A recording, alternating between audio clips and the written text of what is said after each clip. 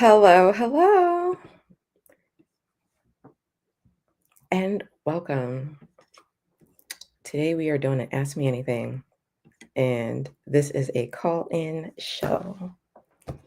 Today we get to talk about whatever we want to talk about, and maybe do some luxury family feud.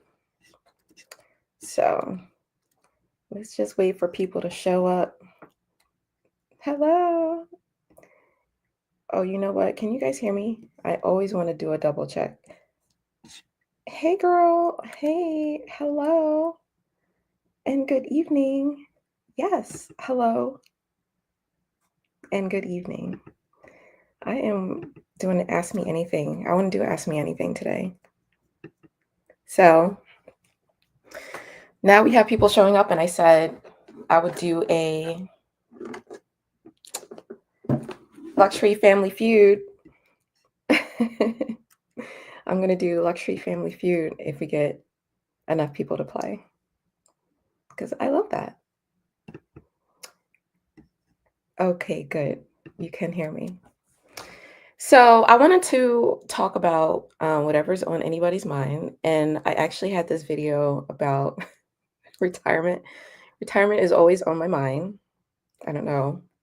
But it's only 2 minutes long, and I know we all don't have a long attention span. So I'm hoping we can make it through 2 minutes and have a conversation.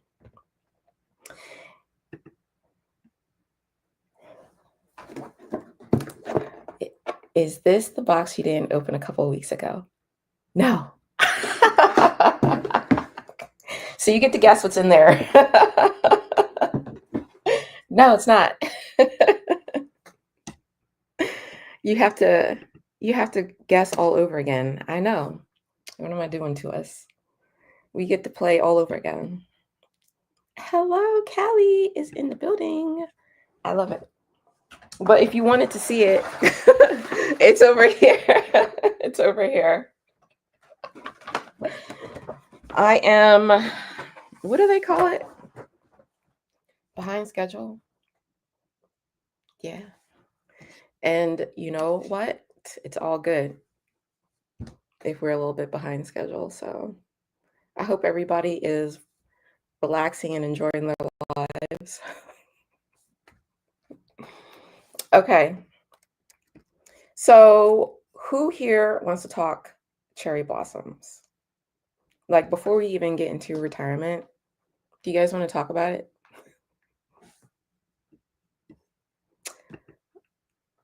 Oh, I am feeling better. That's so kind of you. Thank you. I'm feeling better. I'm good. I'm surprised I'm saying that because as we speak right this very minute, I have a flat tire. And I said, you know what? I'm not even going to worry about it. I walked out, turned on the car. It said low pressure light for one of the tires. I walked back in the house. I said, I'm going to go live. This is life. This is what they do. This is what happens. Oh, no. I know. Let's just talk about Louis Vuitton. I'm ready for you guys to dial in. I want to talk about it, not always to myself. So I actually dropped a link if anybody wants to call in. Oh, come on. Don't say that. Don't say that. We're not over it. We're not over it. I know. I know they don't. But you know what the problem is with saying that these major brands don't deserve any free press is not only do we walk around with their logos, but then the counterfeit, like there's like the counterfeiters, everyone's walking around with their logo. So what can we do? D, thank you. Yeah, I hate that for me too. But I just feel like maybe that was the universe's way of telling me it's not time to go out and drive right now. I just literally walked back in the house and I was just like, oh man, I'm not supposed to come and get some of this sunshine today. None of this fresh air. I'm not supposed to have any of that today, I guess. So I just said, whatever, Lord, you must want me to talk to my community. So here I am. I just pop up out of the blue too. Oh, Matt, you like their wallets? I wonder which ones you like because they have a lot. They honestly just have too much.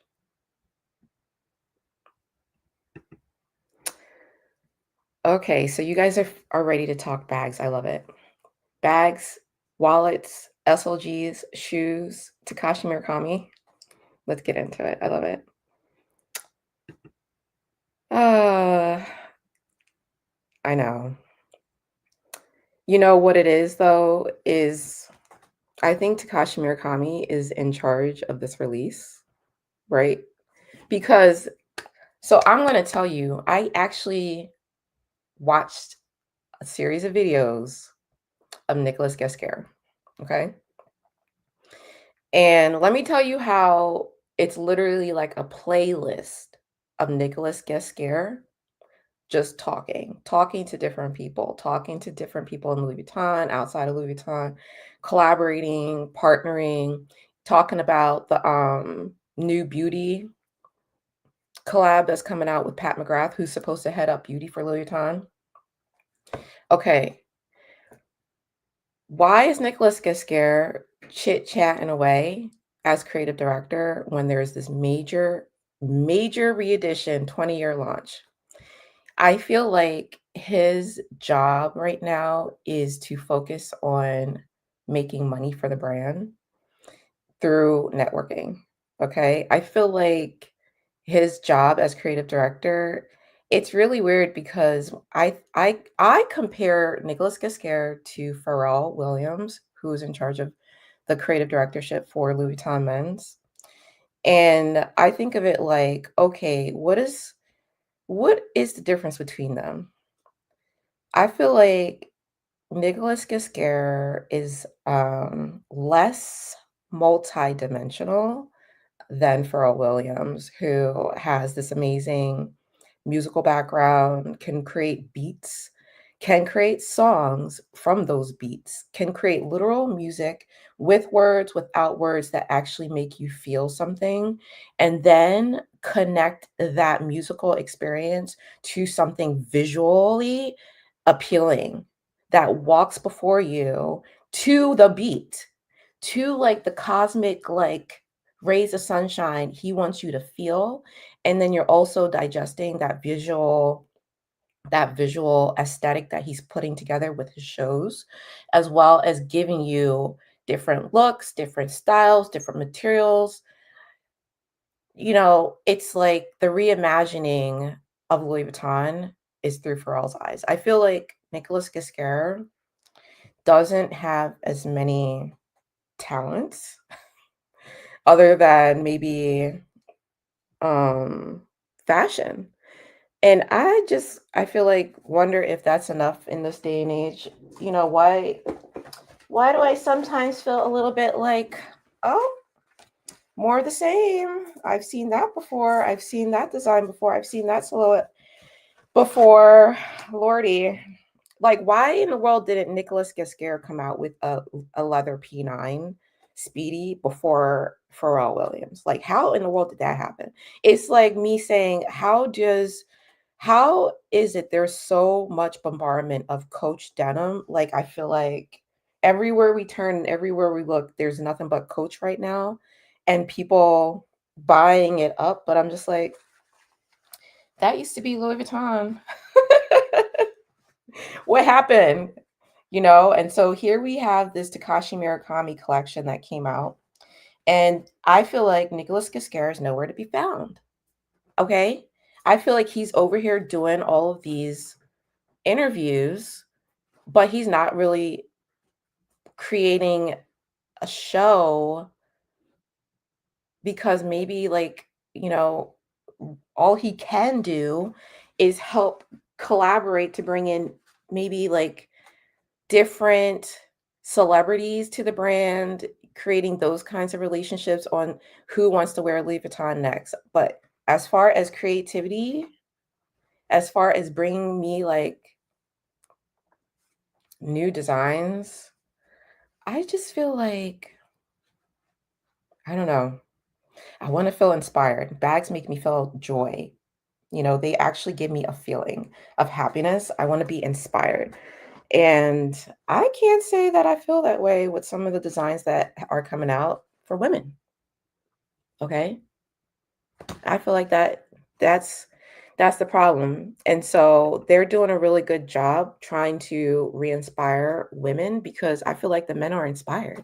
Like the men have some collections over there that the women are buying. We want what the men have. Like, what the hell? They don't want what we have, except Takashi Murakami. And so that's how Louis Vuitton gets to revitalize themselves is by holding back. We want what we can't have. Give it to us, Louis Vuitton. We're like starving for some Takashi Murakami. And I think also, does he not have a license in place for however many items of products he once sold? Does he not have, I feel like, much more creative license this time around? I feel like Takashi Murakami is so much smarter with this Louis Vuitton re-release than before when he was working with Marc Jacobs for all those years, because they were both kind of really new, you know, and they were both really like the engines that powered Louis Vuitton 20 years ago. And now he's back in the saddle with his own brand and his own um, galleries around the world, his own shows, showing what he can do, whatever that is. I feel like he has a lot more control this time around. And he said, we're not gonna let another 12 years of Murakami multicolor cherry blossoms and cherry happen again.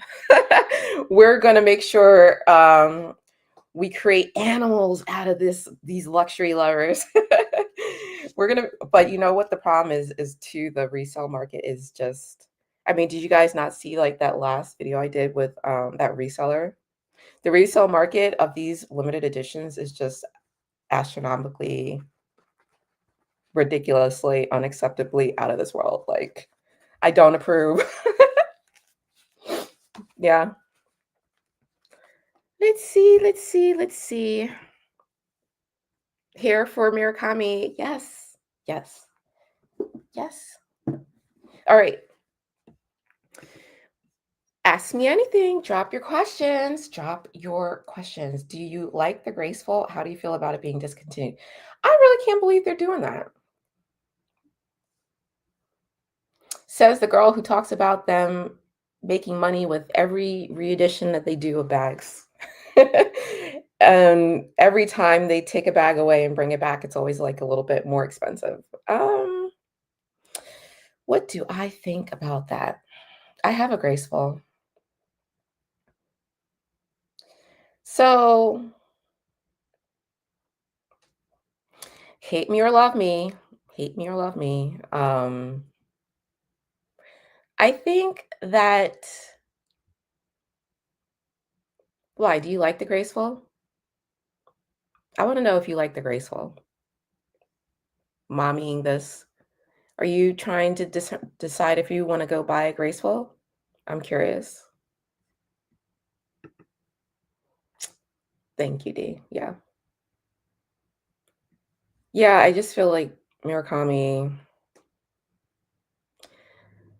I don't know. It's is this 1 year of Murakami going to pull Louis Vuitton's revenue up year after year? Like, not if we keep on seeing some of the collection releases that we've been getting. I don't think so, personally. Like, they would have to keep doing Murakami for so long. Instead of trying to like create this scarcity, they would really have to keep on doing Murakami. They would need new designs, but they wouldn't. Nicolas Gasquera, we'd get the same old designs, the same old bags, just with multicolor on it. Like, that becomes boring. I want some new designs. I missed the studs of yesteryear. The flat circle studs are fine, but I like the spiky Valentino effect studs more. So that's just my opinion. I feel like there's so much more. more room to play with Murakami. I don't know. Do I like the Graceful? Yes. Let me answer that question. How do I feel about it being discontinued? Fine. Because what that gives us is a new design. Like, look, we have the slouchy now. You see what I mean?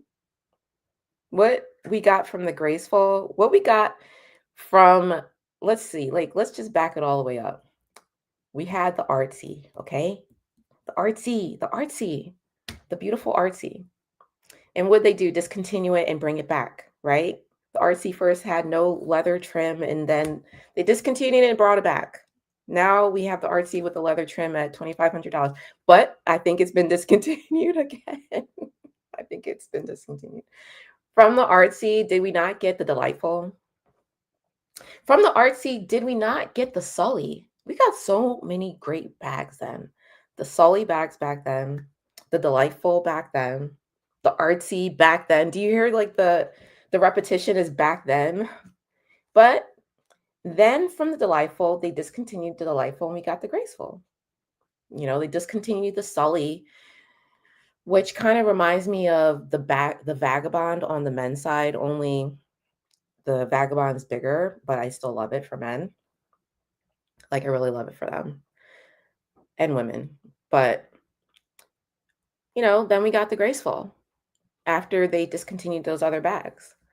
And so what we lost, I mean, what they gave us was like different colors. We got like the pivot interior, the pink interior.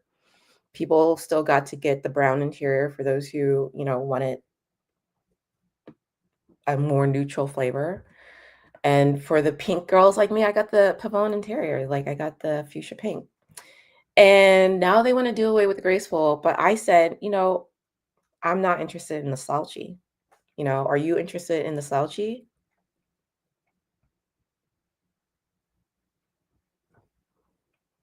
Because I'm not interested in the slouchy. I think people are really interested in that bag, but I'm very picky.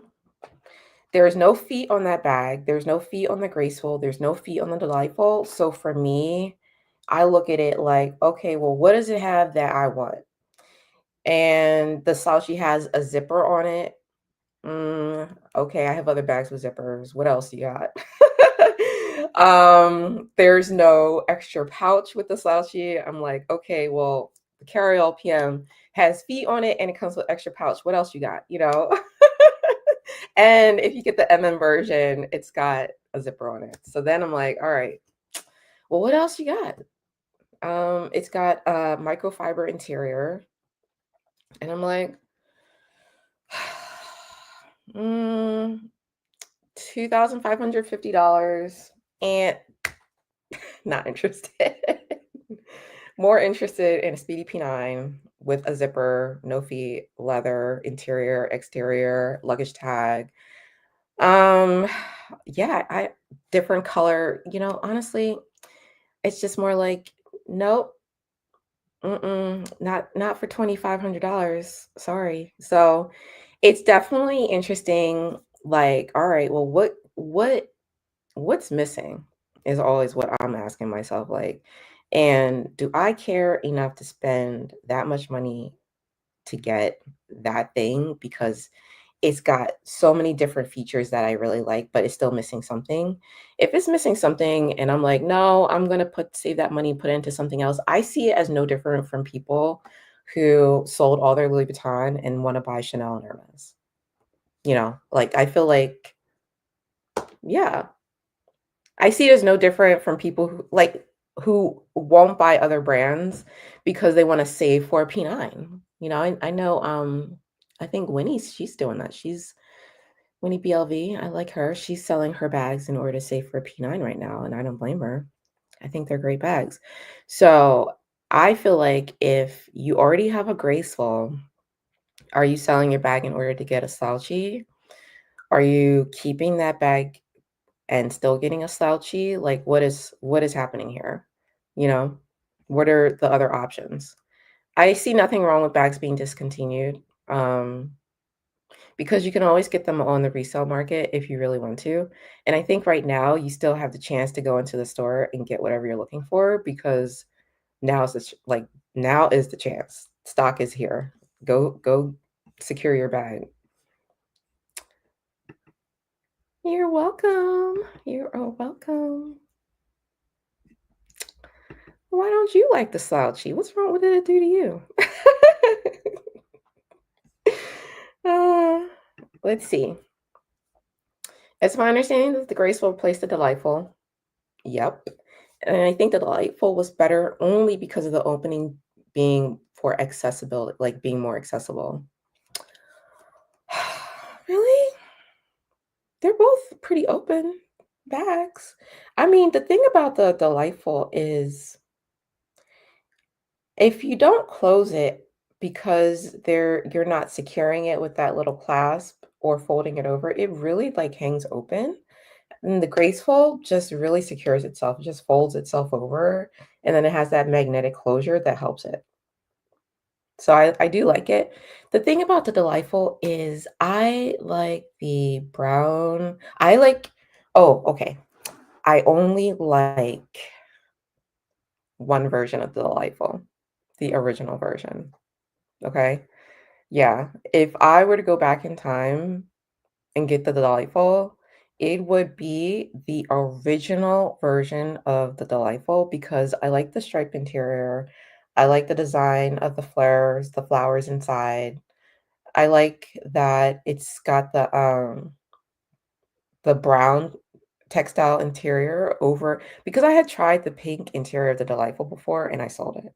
So that's the reason why I know what I like now. And I like that it has the original leather tag on the outside that says it's made in France. So there are just some elements to the Delightful that I'm like now thinking about, oh, that would be the bag if I ever sold my Graceful, which I might. I would probably go back in time to get the delightful over staying in the present to get the slouchy. So that's my opinion. That's how I feel about it. But you guys do what you want to do. The graceful, I know, right? See, you must be picky like me. There's always something wrong. The graceful is too close. But you didn't say why you don't like the slouchy. See, I'm telling you why I like something and why I don't like something. So I actually know. So let's talk. Who else is here from Murakami? So who got something from the Cherry Blossoms collection? Raise your hand if you got something from Multicolor and Cherry Blossoms. I am here for it. Who got what? I want to know. What I will say is this this version, chapter 2 of Murakami, it was definitely harder than chapter 1. Okay? You guys, I should also say that Meredith was right. There was an element of a multicolor restock. However, it wasn't to the extent that I think a lot of people were expecting. And she never put out details. Let me just say that too. She never put out any details on like what to expect and when it was happening and how it was going to occur. She never said. All she said was she heard from her client advisor or an executive that there would be a restock. So we got to give props to her for that because there was a flurry of activity, is what I will say, from client advisors who reached out to their people because my client advisor reached out to me to secure something that they wanted from the original gecko and they couldn't get, which I was able to get, but I got to wait. And that did happen. And it was one day. When I tell you, it was one day. I sometimes read stories later how people are like, I was out of the country, I was in the bathroom too long, like whatever happened, they weren't around and they missed their window of opportunity. They're not playing. when they want to give you a window of opportunity, you best leap for it. You got to be ready with the coins. Your phone's got to be ready. You just got to be ready. Oh my God, we have someone's coming to talk to me. I love it. Danny. See, we got a real person coming up and I love it. It's Colin show. Hey, what's up, girl? Nice Hi, how to are meet you. you? I am wonderful. Yourself? I'm well, thank you. Thank you for joining us. What's on Sure, your mind? that's fun. Okay, so why I do not like the slouchy. That's I don't like the slouch.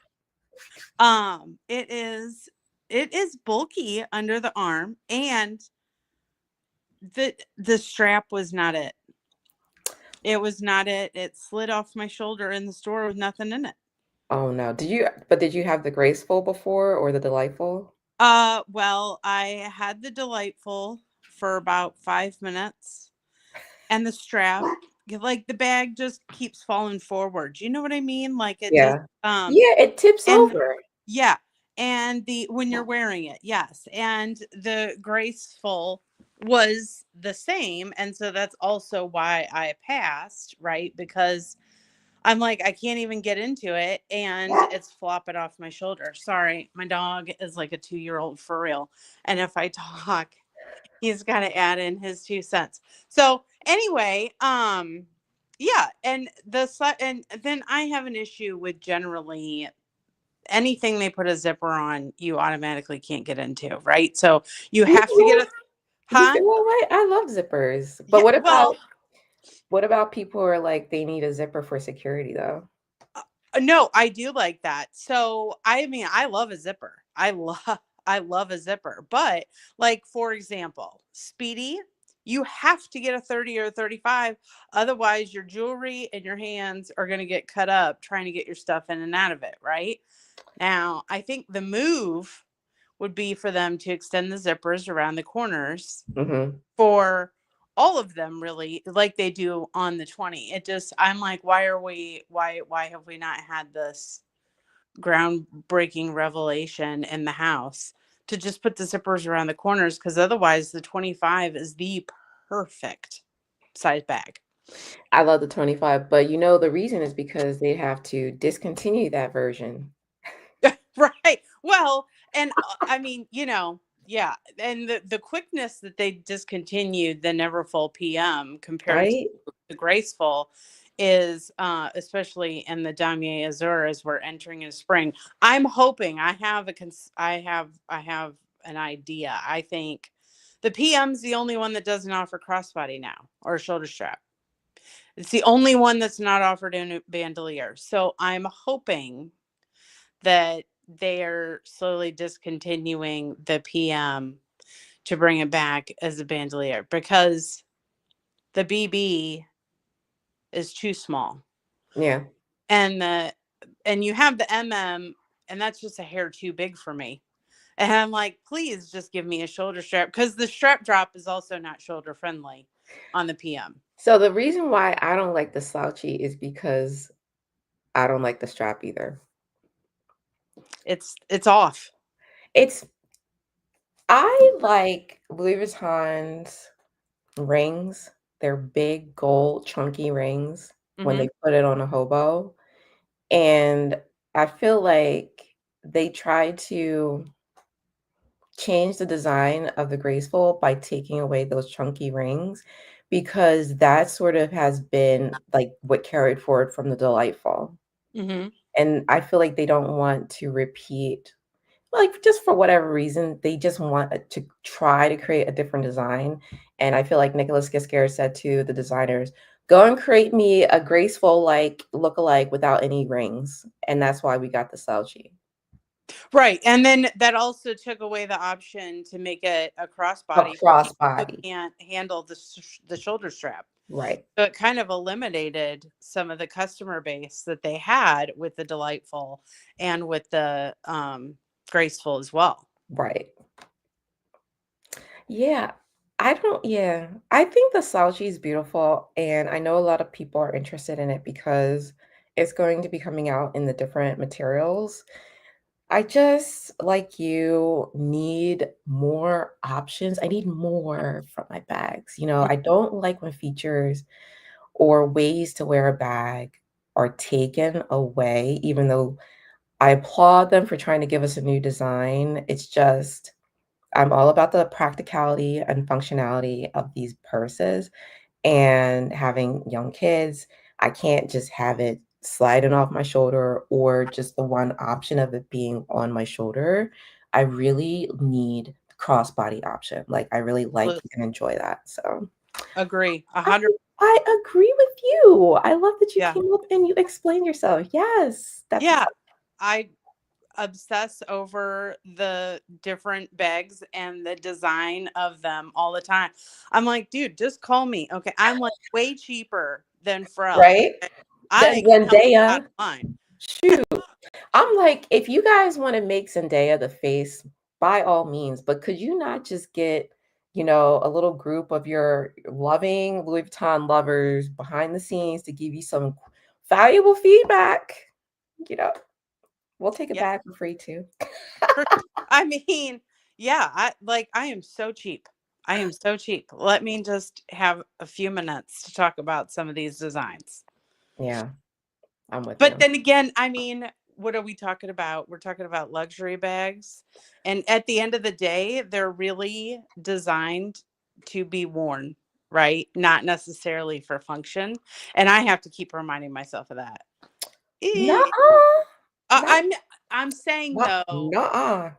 okay, but does Beyonce really need all her bags, or does she have an assistant who can carry her things? That's the problem with no, that's not the right way of thinking about it. I am not Beyonce. If I had Right. Beyonce life and Beyonce money, I Yeah. would do whatever I want as Beyonce. But Right.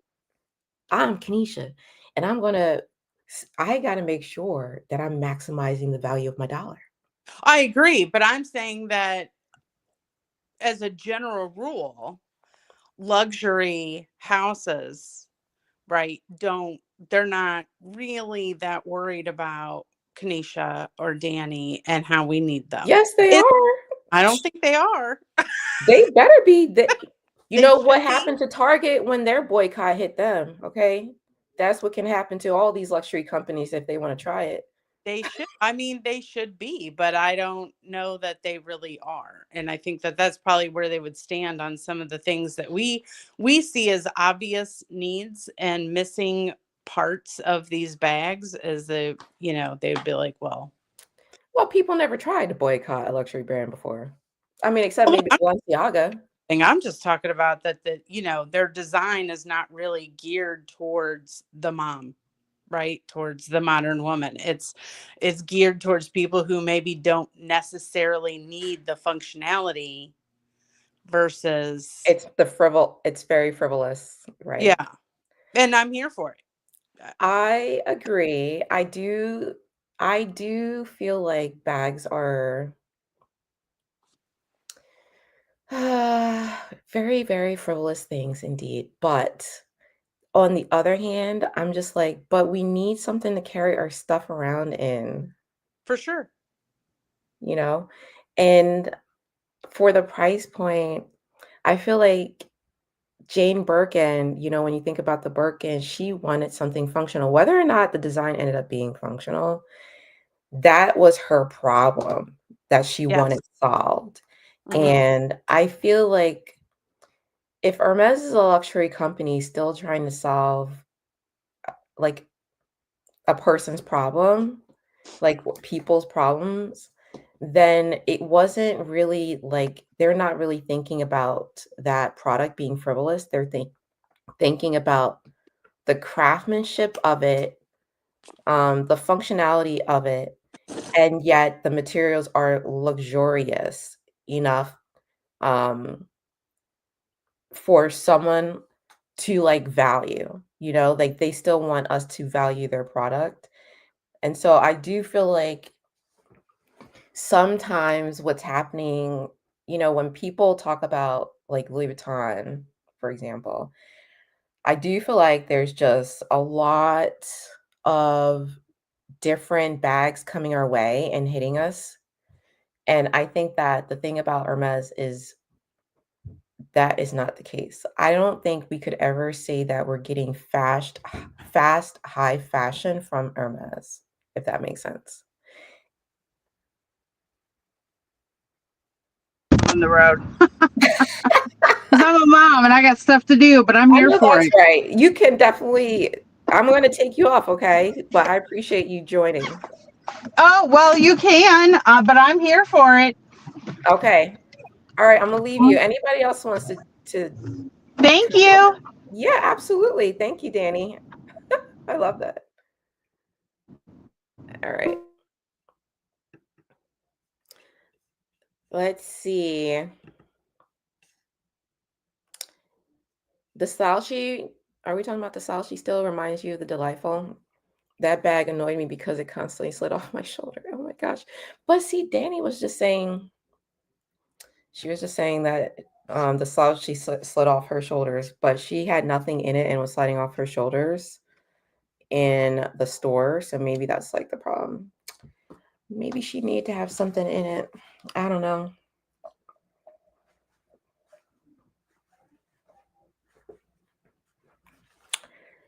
What else? Who here got something from the collection? I want to know. Who's been shopping? Who's been shopping? This is not the shopping police.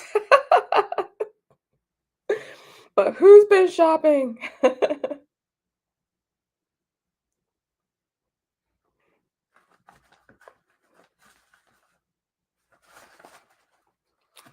So let's talk. Do you guys want to talk money? I want to know who's ready for retirement. Like, I actually am curious. Who's ready for retirement and or is retired and is still able to shop? I want to know. Who is shopping like crazy and is retired? I'm curious. Teach us your ways. Tell us your secrets. Hello, Kelly. Hey, girl. Ooh. Hey, girl. Oh, not in your closet. What is in I there? have to defend the slouchy because I apparently am the only one who loves the bag. No, Okay. who said we didn't love the bag? I gotta find it, but let me I tell you, know all those bought bags, all those dust bags in there. and it's a vibe. It's a situation in my mind. I love it. Oh We are wait, in this is there. not it. This is the never full. This, Give me a you second. see, this is why I didn't go get my Graceful, because this is the situation and this is the Yeah, exact setup. I know I bought the bag because the lock, and I'm short and I'm girthy, so I like a bag that's gonna give me, some coverage, and I can put stuff in it, and I love the bag. And Well, what's I'm wrong with the Graceful? Aren't they the same size? I don't have the Grateful, and I think that I missed the ball, and I went the never full route, and I'm like, I gotta find that bag so people can see how great it is, even though I can't find it.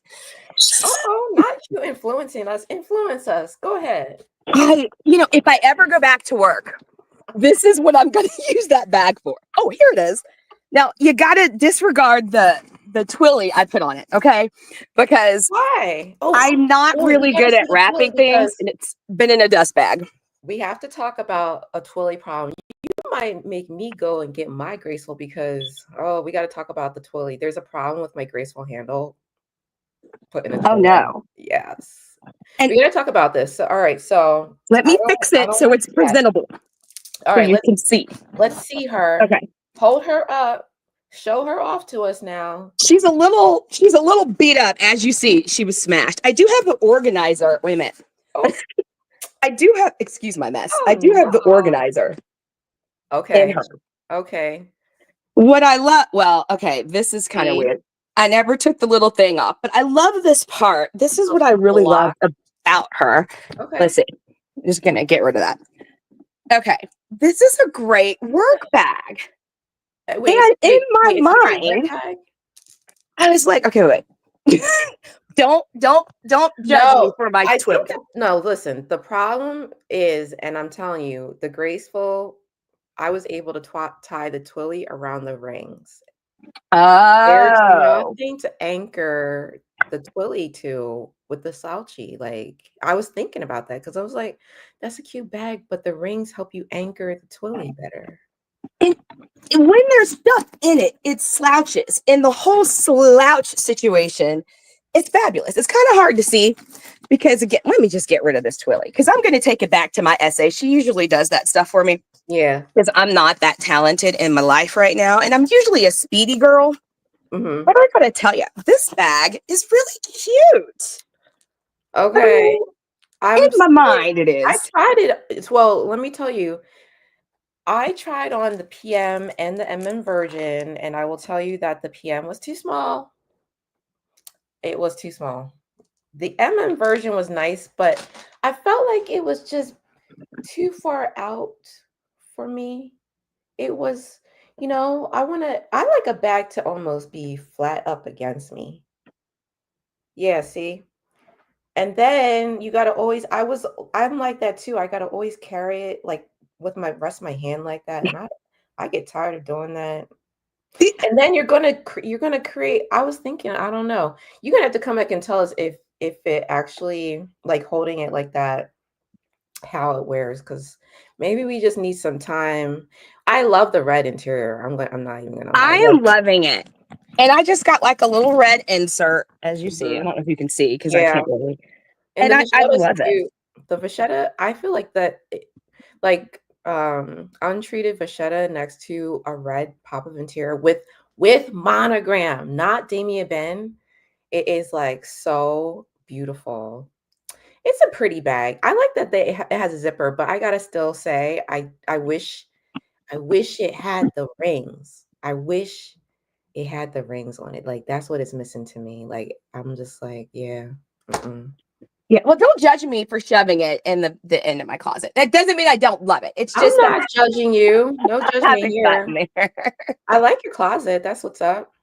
Look Thank at those you. shoes. Thank you. Thank you. This is, I worked a lot in an office and the shoes just got out of control. And now that I work from home, I have all this stuff that I don't wear because I'm not going to, I'm not going Oh, to we all. So It's just, I'm wearing, as you see, I put the holiest sweatshirt on that I own.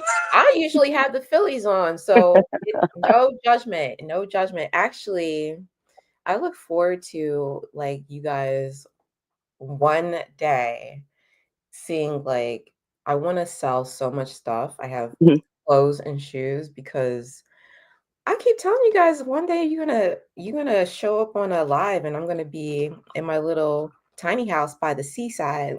Yeah. I can't take it all with me. Exactly. And that's because it does get to be overwhelming. And then you do end up buying all this stuff from Louis Vuitton because they have all these drops and Are it's you a lot. also a coach lover? I Because they're bought, the other ones. no, I did buy the Empire. I'm lying to you. I bought the Empire 48, the middle one, and then the 21.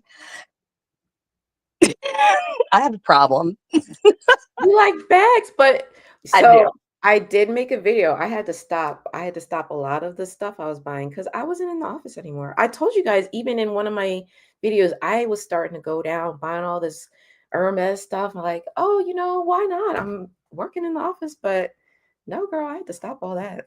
And then Not you in the get office stuck with anymore. stuff. Exactly. I usually carry my Neverfull, which is like beat up here. And then, of course, I do my Murakami piece right now. She's getting some action. Oh, that's nice. Or my Yes. P9s. I Yes. usually Show us sometimes eye candy. Oh, I carry one of these. I know it's addicting. I do not advise anybody, don't touch the bag. Don't do it because you're going to I've got two of them. I need to stop. I should be having the boom button, explosion buttons. Mine is blown right now. Ooh, I am this one's my favorite. I So do I like the take, turquoise. can you see? I'm sorry. It's a Uh-oh. little fruit. Oh, there it goes. Oh, that's so pretty. It is This pretty. one's the 40 and it works because again, I said I'm a bigger girl, so I feel like I can get away with a bigger bag. Yeah. And I'd usually put my wallet in here, just everything you're going to need for the day. I love it. You don't And think I the just take it to 40? Publix. I know. Don't go Girl, anywhere. girl, what is wrong with that? I'm gonna wear my bags to Acme and Giant and CVS, okay? If you guys catch me outside and you see me in the CVS in my hoodie sweatshirt, Yeah. don't say nothing. I don't care. At this point, I just whatever. I wear whatever. I do That like the pink pink is one. so pretty. Oh my gosh, I love it. So yeah, they got me. They got me. And I think I was upset because I didn't get the cherry blossom. Oh, I cherry spent so blossoms was much tough. money and I can't get it. And then I bought this and it is way smaller than I thought it was going to be. I guess I should be grateful I got this Murakami piece. Let's see it. This one's the East West. I don't know. I don't know. Do you like it? I don't know. I haven't used it. It's tinier than I thought. Yeah. Because when I looked at You it, I gotta put the thought, essentials inside. You can't fit a bottle. I don't know, maybe like a little bottle of water. You know, honestly, the thing about the noir multicolor is I guess, one of those folks expecting the vachetta on it, and mhm, I don't know if I'm thrown off by it because I definitely love silver hardware, but I definitely think that there's something to be said for the vachetta against that noir that is missing for me. Like that yeah, is missing for me. I get that. But Oh, wait a second. We got to talk well, about this. talk Somebody has about a regret. my what I happened? regret my P9 Speedy 40. It was an impulse buy. No, Oh, why? I'm What hurt. color was it? What color was it? What do you, why do you regret? Someone just left that comment and I feel terrible. Like, someone also had left me a comment that they had bought the P940 in brown monogram and they weren't really sure about it. And at the time, I was just like, oh my God, it's my favorite because it's It's just a beautiful. regular monogram that we all love and adore, only in leather. And so when I travel with it, I don't feel out of place with it. I feel like it's like a normal Louis Vuitton bag, only it's leather. Now that is luxurious. Yes, very luxurious. Well, So you just walking around with those 40s, like that's your everyday bag for real? It's yeah, not too like I go to heavy? the grocery store, I run errands, I work from home. I'm in the middle of a home remodel, but I literally just carry my bags when I'm going to run errands, whatever. I don't know. At some point when I start dating again, I in my mind I'll come out with these two. But Oh, you other don't than think that, you should keep the bags out the way so they don't consider you to be one of those high maintenance gals? if they do, then they're not the guy for me because I'm not asking them. I'm high maintenance for me. I have a job. I can afford me. I can afford my lifestyle. I love So he just that. has to be somebody that can make me laugh, and he's got to have a good heart. That's it. I'm not expecting him to buy What? myself. I could do He that doesn't have myself. to have his own bank account? Yeah. Well. Yeah. I wouldn't go out with him if he didn't. But I mean, he doesn't. He doesn't have to, as long as he's doing his 100% best. That's He's all I ask no, because no. I know I now everybody know. can't. No, he's got to have his own bank account, and it's got to be high. It's got to be substantially high. I used to think that way. I mean, he can't be, struggling, but he's Right? gotta, Are we he's not tired of the struggle bus love? gotta be determined. He Are has to we be not able to take care tired? of himself. Like I'm able to take care of myself, and the same has to go for him. And Okay, then we work okay, together, right. right? Okay, So, see, now what we're talking about when we say someone has to be able to take care of themselves, they have to have their own place. oh yeah, yeah, yeah. You're not moving. Body I plan don't have paying their room for own rent. anyone. I'm talking to the audience because I know people are out there. Well, how do we know what to look for? They have to have their own place, okay? And Yeah. not the downstairs of parents' basements, okay? Their own place, their own car, their own bank account. At a Period. certain age, it should be expected because if you have it, Period. you worked hard to Baseline get it. standards. They should do it. Absolutely agreed. 100%. Oh my God. Well, I thank you love for that chatting you with came me. up here. Yes. Look at this closet. I love Yeah, it. it makes me sad. The only regret that I have that I bought from Louis Vuitton was the Never Ever Full. I'm a huge Pharrell fan, and Mhm. I bought the Never Ever Full because of the name. but Yeah. it's huge. Oh, yeah. It is huge. Yeah. So, yeah, that's it. But other than that, I got to tell you, yeah, I got to stop. But right after this cherry blossom thing, I'm going to be honest with you, I'm boycotting Louis Vuitton because I feel like I've spent so much money. Why can't I get one little cherry blossom Touchette? That's all I wanted. Or a bandeau, whatever. Just a little twilly something. And I couldn't even get that. And I was working and I didn't have time to, get online. I did it for 2 minutes and then I was like, you know what? This is ridiculous. Oh, yeah. I'm done. That So, waiting room. You know how people are like, oh, it's so not luxurious to have to wait in line. All I could think about was, girl, they pushed it to the next level now because they got us waiting online. Can you yeah, believe that? Can you yeah. believe that?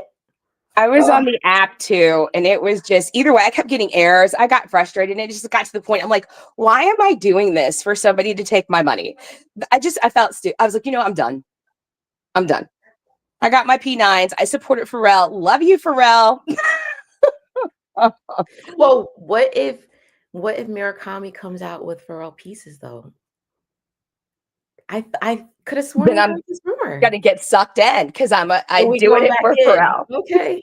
Okay. But right Yes, now, we're going back in. they gotta figure something out because I'm like, why do I have to go through all of We're this? going back in. Well, I'm like you. I'm only in and out for the right moment. So I'm Mhm. out on this biker bag. Y'all know that because I put it in one of my latest videos. Like everything looks the same. Like I'm out for that. But yeah, you got to hang in there for Murakami because we might not get it for the next 20 years. I was literally thinking to myself, what happens when I'm 60 years old? Like, I need to wear these bags right now. Exactly. I got to. I I don't got to care if start it's wearing them more. childish. So, Yes, I got to do better in my life. And yeah, I'm trying to do the no buy 2025, but as you wait, see, I wait, failed. oh, wait, wait. Okay, I know the question. Do you have a retirement? I do. I have lots of stocks. I've got money. I've got an IRA Roth account, a regular Roth account.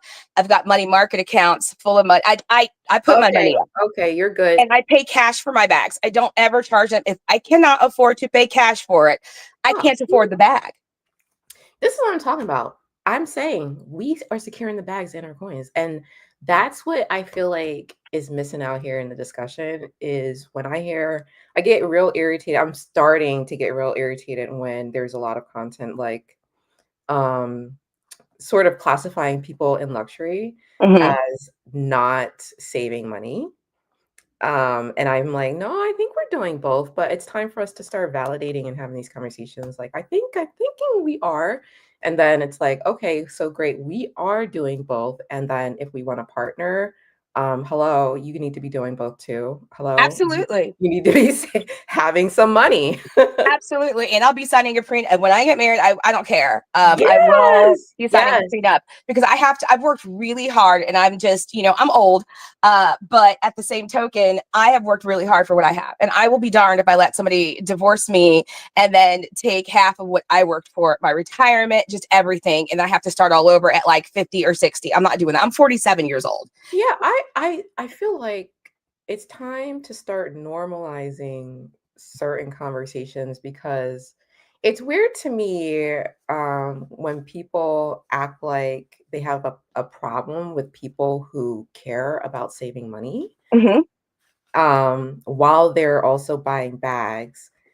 But then it's like, okay, well, why do you care? Absolutely. Like, what are you not doing that you care so much about sort of pocket watching me? And I'm just like, yeah, but I'm okay. Are you okay? So I feel like it's time to start normalizing like everybody sign a prenup. Like Absolutely. it's not about men or women.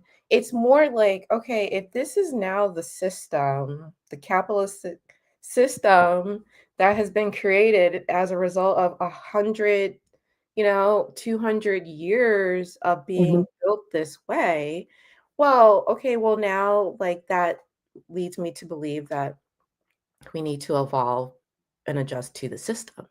And yeah, now being in my 40s, if I have worked so hard and, we're going to start again. And I'm thinking if I'm starting again with someone who's closer to my age too. Like, you probably worked hard too. Like, there's nothing wrong with us protecting our assets, because there's nothing wrong with that. And if you build something together, like, okay, well, let's share in that. 100%. What is wrong with normalizing this mindset? I feel like it's like runs counter to how people traditionally thought. And quite honestly, I think I don't really care what people traditionally thought as a Black woman Mhm. has who has chapter 2 coming up for myself. I'm just like, yeah, I'm with you. Time to start normalizing certain expectations and standards around here, because we all want to be rich. And if you get there and you happen to have some money that you actually get there, you should be thinking about how to sustain it, maintain Mhm. it, grow it, cultivate it. Like, we should be thinking about this because we like the finer things in life. If you are here on this channel, you like the finer things in life. Okay. Mhm. So, Absolutely. yeah. Absolutely. Well, nothing but blessings are going to be coming your way. And You when too. you meet You your too. next person, let me tell you, it's going to be great. And everything else is going to be a distant memory. But Thank overall, I think I had to just get to a point where I was just like, if I'm going to end up alone, that's totally fine. Yeah. Right. But I'm definitely not going to Be a settle. Don't sucker. ever settle. And I tell that to all the women out there, don't ever settle. That's Because right. your peace in your home and coming home to a peaceful home where you can relax is priceless. Nobody should be stressed living at home under any circumstances. Yes. Yeah. Yes. So, I'm with you. well, So, thanks for talking to me today. absolutely. Thank you for coming. I love you. I love it. I love it for us. Thank you for joining. Absolutely. All right. Have a wonderful day. You Bye. too. Bye-bye. LA, you taking a break right now? She said, I'm taking a break now that I've got all that I wanted. For now. For now, until Cherries comes out. You're not buying anything from Cherries? Did you get anything from Cherry Blossoms? I want to know. She's like, I'm taking a break for it now. We all say that. You regret your P9 Speedy 40 impulse buy. It was deep pink. I love that. Yes, the deep pink. It's so big. It's soft like a pillow, but my heart is with the Speedy 25. Oh, I'm sorry. I hear you. I do. The 40 is big, okay? Kelly's pulling it off as an everyday bag, but no, girl, for me, it's too heavy for all that. It is. It's my travel bag on top of a suitcase rolling around in front of me. But when I tell you how easy it is, I got TSA pre-check to put your bag on top of your rolling carry-on and to just keep it pushing. No lines. TSA pre-check is luxurious. TSA pre-check, luxurious. Shoot, just keep it pushing. Everybody's got to take off their shoes and they got to walk through the little detector. Nope. Just keep it moving right on through. Yes, that is the way to be now. It is so the way to be. Okay. Now we're going to watch this retirement problem. Millions of Americans nearing retirement without savings. Because I love this kind of stuff. I don't know why I do, but I do. So let me put it on. It's only literally 2 minutes, and then we can talk about it.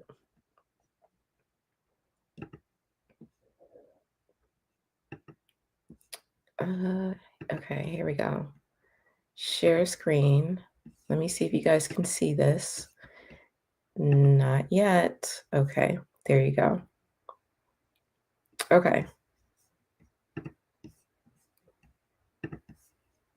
Our continuing series, Retirement Ready. If you have access to a 401k or traditional pension in your job, consider yourself to be lucky.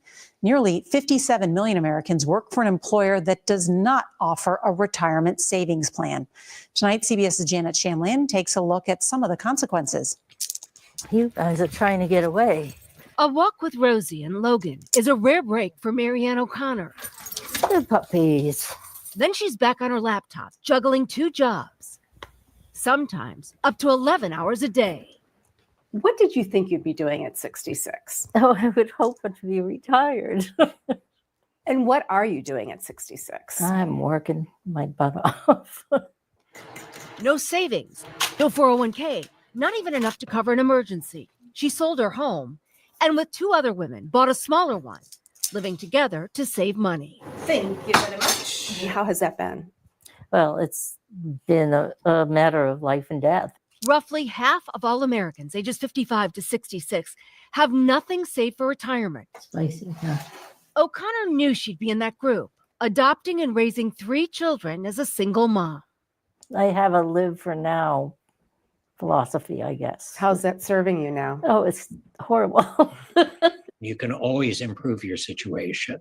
For her and others without a nest egg, experts say it's not too late to make a plan. Continue to work, lower your cost of living, save what you can, delay Social Security benefits until 70 to get the largest monthly check possible, and avoid risky investments to make up for lost time. The higher the promised returns, the more you want to do in real research. To enjoy her senior years, O'Connor's gotten creative, Nice to not be alone. forming the trip planning company Kindred Women Travelers, allowing her to see a slice of the world, even if she's on the job while doing it. What would you say to younger women? I guess I would now say that they need to start planning as early as they can. Financial challenges for many, tarnishing the golden years of retirement. Yes, I know. Janet Shamlian, CBS News, Cumberland, Rhode Island. Don't mix salt with these 3 ingredients if you don't want the Okay. Manjaro effect on your body. That was it.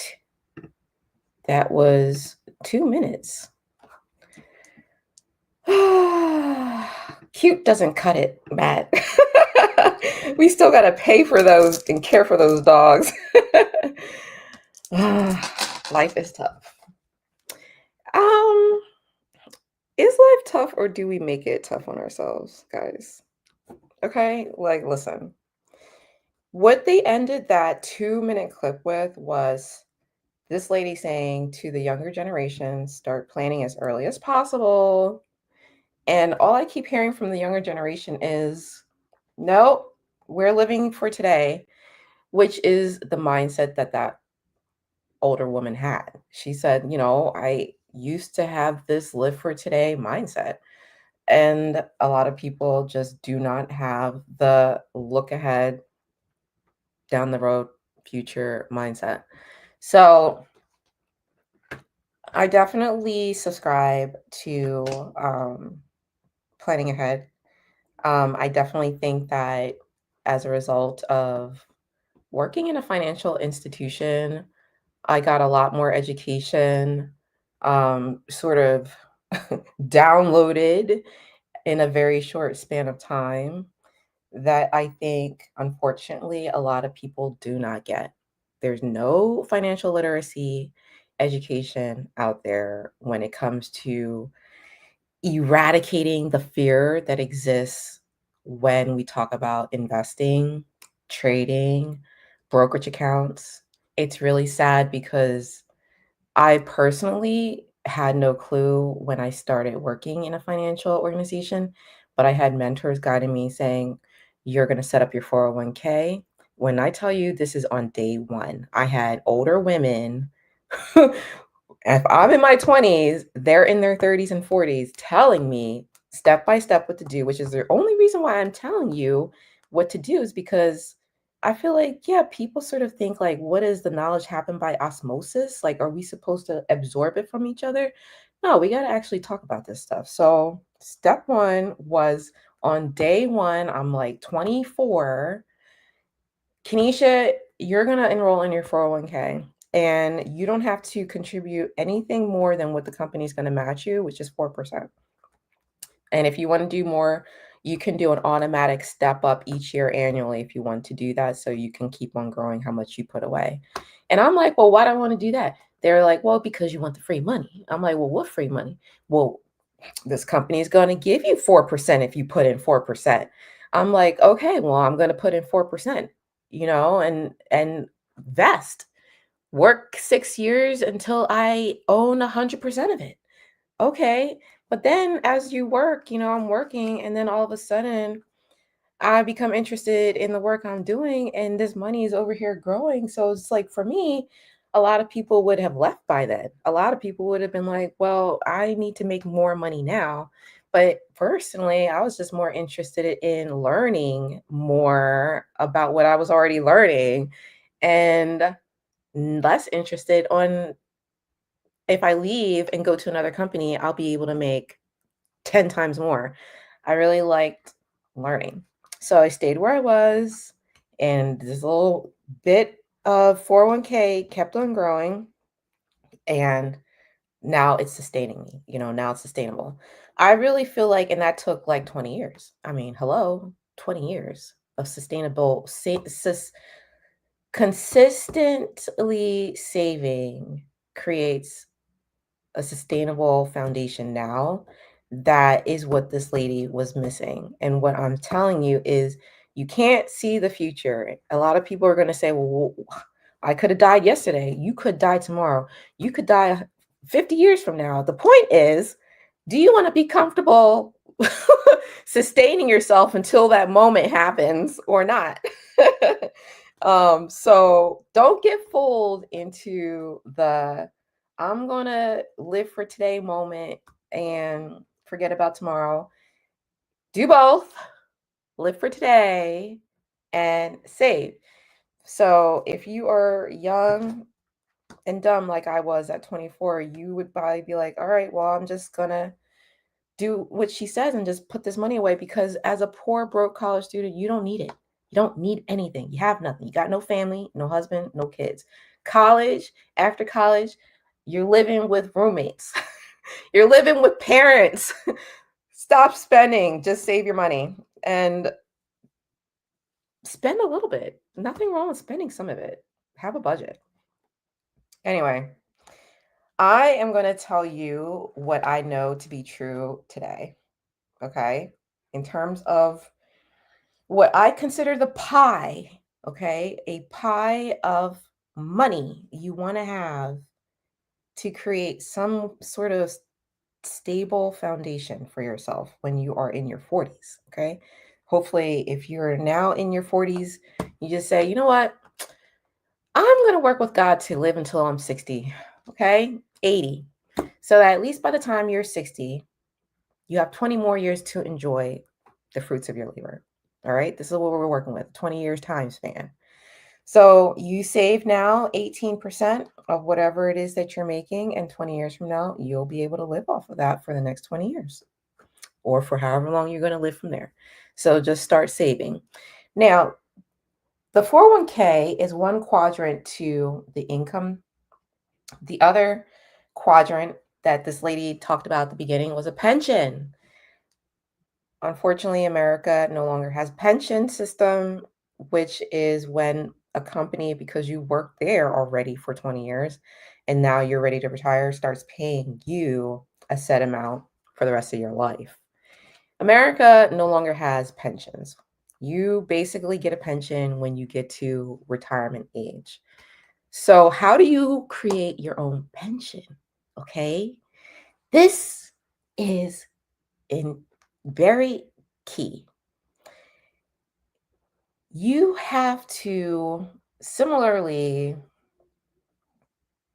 to saving the 401k, you either get to your Social Security benefits and you live off of that. That becomes a pension, okay? Monthly income the government gives you. Added to the fact that you worked at a company that gave you a 401k, you now have 50% of your income pie complete. You're like, well, what if you want a pension earlier? People who retire young, right? When they say they have done financial independence, retire early, they have worked so hard that their 401k has enough money in it where they can leave the company. But what they've also done is they have set up a way through a brokerage account or some vehicle like that to pay themselves a monthly amount like a pension. The reason why I say it's not the 401k is because if you touch that, you're going to be penalized 10%. Like if you're not 59 and a half, you're going to be penalized. Bye, Danny. Enjoy shopping. But if you set up a brokerage account, there's no penalty. That's after tax money. Okay. You have to pay taxes taking it out, or you can do a Roth brokerage account where you pay taxes of the money going in. And after 5 years, you can start taking that money out. But in the meantime, the point is the money has been growing and earning money for you. Your money has been working for you. So that means now you have 50% of this quadrant of your income pie complete. Somehow you saved enough money in your 401k, your little 4% from your job, and your company is matching you 4%. So now you've got 8%. And somehow, some way, you took from your own paycheck an additional 1%, 2%, 3%, 4%, whatever you did. And you created a brokerage account or a Roth IRA at the same time you created your 401k. So again, it's 20 years later. Both of these accounts have been growing. You now have an account that has to sit there and keep on doing its work, the 401k that you can't touch. And you also have the second one sitting there that you can play with, money. Okay. How do you get to the third quadrant? Okay. Third quadrant. So again, I said that one quadrant is 401k. The second is a pension.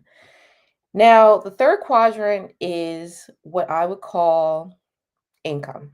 I feel like people still need some sort of income. When you're younger, this is easier. You're working, obviously. The point is when you get to a point when you no longer want to be working for the man, you no longer want to be working for somebody else. You want to work for yourself. How are you going to create income? However you do it is up to you, but just know it is the third quadrant to your pie, your asset pie of money. Okay. You've got 401k, pension, income. For me, even though it's very small right now, which is why I love that I started getting members and cash apps and gifts, is YouTube. Yes. Income. I mean, not a lot. But so what? Maybe 20 years and 10 years from now will be a lot. It's just like you got to think about it's not about living for today. It's about the future. So I'm just like, okay, well, it's a very small slice of my pie, but it's there. And through it being there, you can earn money from brands, right? So you guys have seen me work with Next Fashion Chains. I work with Madam Glam for nails. I'll work with people for makeup. I'll work with people for home decor. I'll work with whatever I think makes sense for my life. And if I like it, I'll introduce it to you. And a lot of the times I'll be doing giveaways for you guys that I'm getting. Like I tell my brand sponsors, I'm like, oh, do you have one for my followers? Do you got a deal for them? And I'm not even talking like the discount. I'm like, yeah, okay. One for me, one for you. It sounds like good. So we can get more reviews on whether or not these products are good or not. But income, some way, somehow, is the third part of your pie chart. Now, your fourth quadrant, this is very important because it's the hardest. They're all very hard, but I feel like this is the hardest. You guys are like, what is it? It's investments. It's assets. It is the hard, tangible, concrete stuff. Okay. And what we're talking about is wealth building here. Wealth building. So you can't build wealth without this fourth piece of the pie. Okay. Assets. What are assets? Anybody? Is anybody here? I see you guys watching, but how come you guys aren't dropping no comments anymore? Anyway, assets are houses, property, real estate, land. Okay. Can you rent it? Can you tax it? Can someone use it and pay you? Counter-Strike skins. Matt, get back on the good foot, Matt. Counter-Strike skins. Yes. Yes, skins like NFTs. I don't know, honestly, if digital, Matt, I'm having a conversation with you right now. I don't know if digital products are assets. Okay. I know you may have put money into it, but can you get the money out? Okay. Can you get the money out? Is the question. So, cars aren't assets. It's good to have a vehicle to get around, but you need something making you money in this fourth quadrant to help diversify the portfolio. Okay. Now, investments is another way to say you're going to get another slice of your income pie, your investment pie, even outside of assets. So this could be like a fifth quadrant to this pie. Okay. I'm like giving ideas here where an investment is something where you could be like an angel investor because you've got money sitting off to the side and you want some of it to work harder. So you say, I'm going to invest in this person's small business in some way, somehow. I'm going to give them $10,000. I'm going to give them $20,000. I'm going to give them $25,000 for a share of their company with the hopes, fingers crossed, that it becomes something in 10 years and you'll get your money back. That was Patreon. I just saw this story by Arlen Hamilton, who talked a little bit about the journey of Patreon going from millions of dollars to becoming a billion-dollar company on off of the backs of angel investors, here and there giving $25,000, which today amounts to like $300 million. $25,000 to $1 million, millions of dollars is what you call a good investment. Okay. A great investment. Now, obviously, you can lose all of these things, right? I mean, you can lose your pension if you die, lose your 401k if the market crashes or if you die, lose all your investments, obviously, if someone's business doesn't work out or if your assets, you took too many loans and now your loans to asset ratio is underwater and you owe too much money and can't afford to pay all them bills. And now you got no assets because they've been taken away from you or you die. Or your, whatever side hustle income, you stop working, and so it's gone. You can always lose, but you can always add to it as well, as long as you keep your eye on the ball. So I just feel like, that 2-minute clip, every time I see like clips like that, it just makes me think about, okay, I'm in the luxury community. I needed to start asking my community. I know, guys, we like shopping, but are we saving? Are we consciously, intentionally saving? Doesn't the 401k go to the family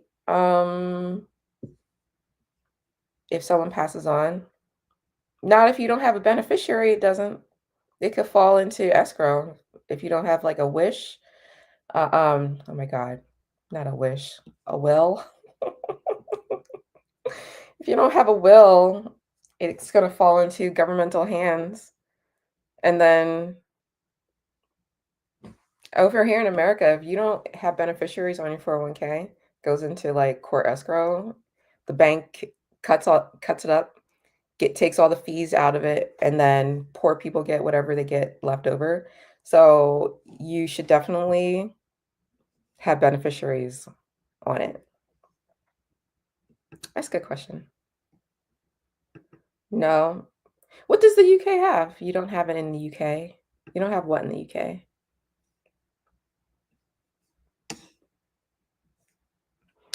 Yeah, so okay.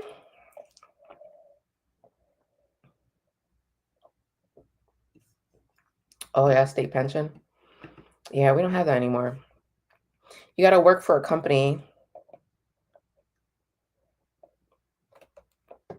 that still offers a pension. Yep, you got to have private investments. Absolutely. Okay. Switching back to bags.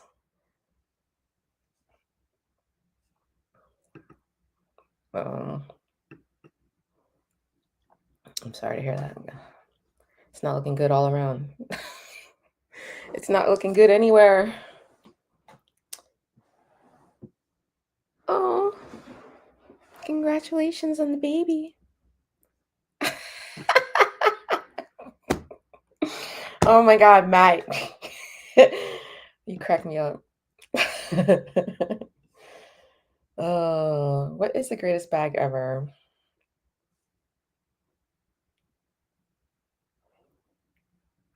What a question.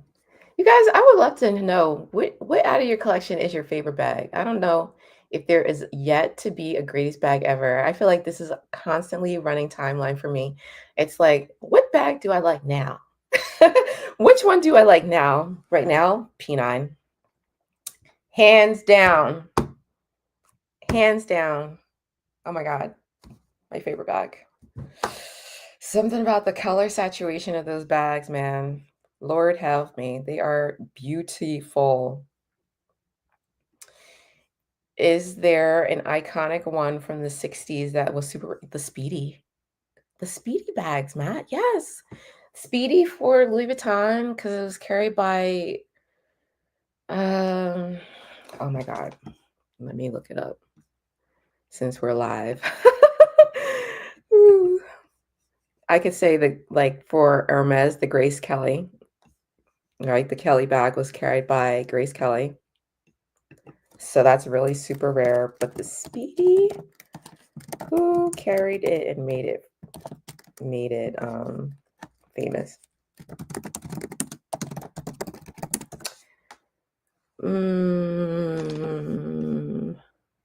Oh, geez.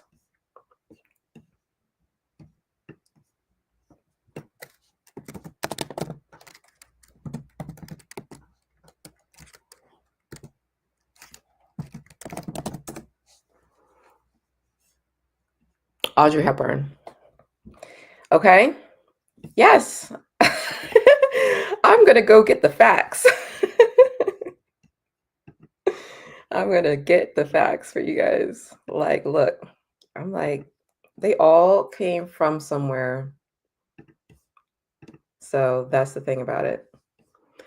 The Louis Vuitton Speedy bag, originally launched as the Express in 1930, became iconic after Audrey Hepburn requested a smaller version in 1965, leading to the creation of the Speedy 25, a size that continues to be popular to this day. Hello? Yes. Hermes Birkin bag from Hermes. So the Speedy became that girl through Audrey Hepburn. The Diane bag, the Diana, Princess Diana for Gucci. It's like all these bags were named after famous women who married presidents or princes. You know, they're princesses. Like, yeah. Thank you for asking, Matt. I think bags are really cool and they make me happy because there's history behind it. Let's see here.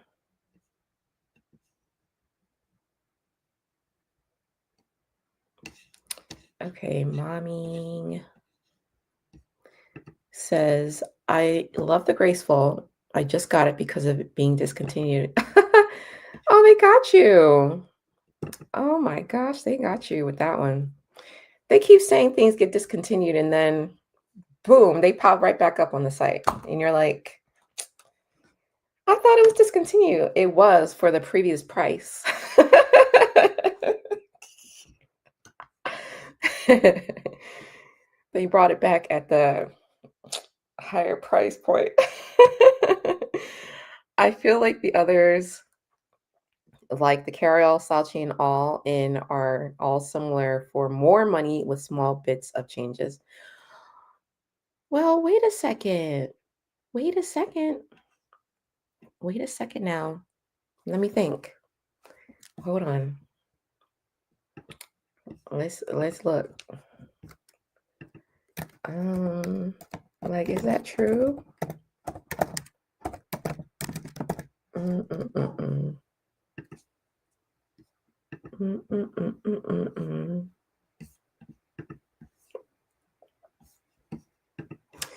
We got to see if this is true or not.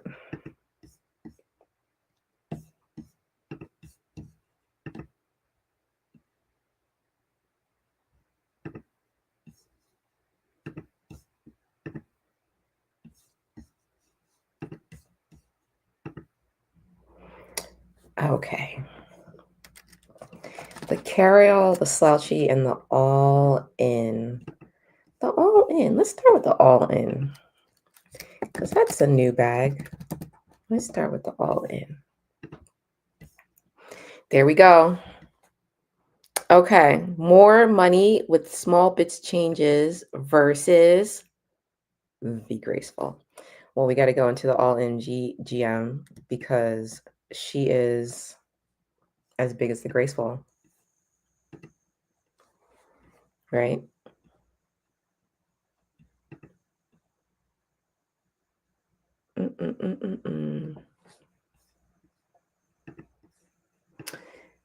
So the all-in GM, what do we have here? She is placing cart. She's first of all placing cart for anyone who's wondering. She is, okay, she fits 13-inch laptop. She's going to fit a 13-inch laptop. She's going to be right in the middle, stretching that bag out. Because look how it starts wide at the top and narrows at the base. I really don't know if I think this is like the right bag for a 13-inch laptop. Now, the Graceful, absolutely. I definitely think like the Graceful is the right bag for a 13-inch laptop.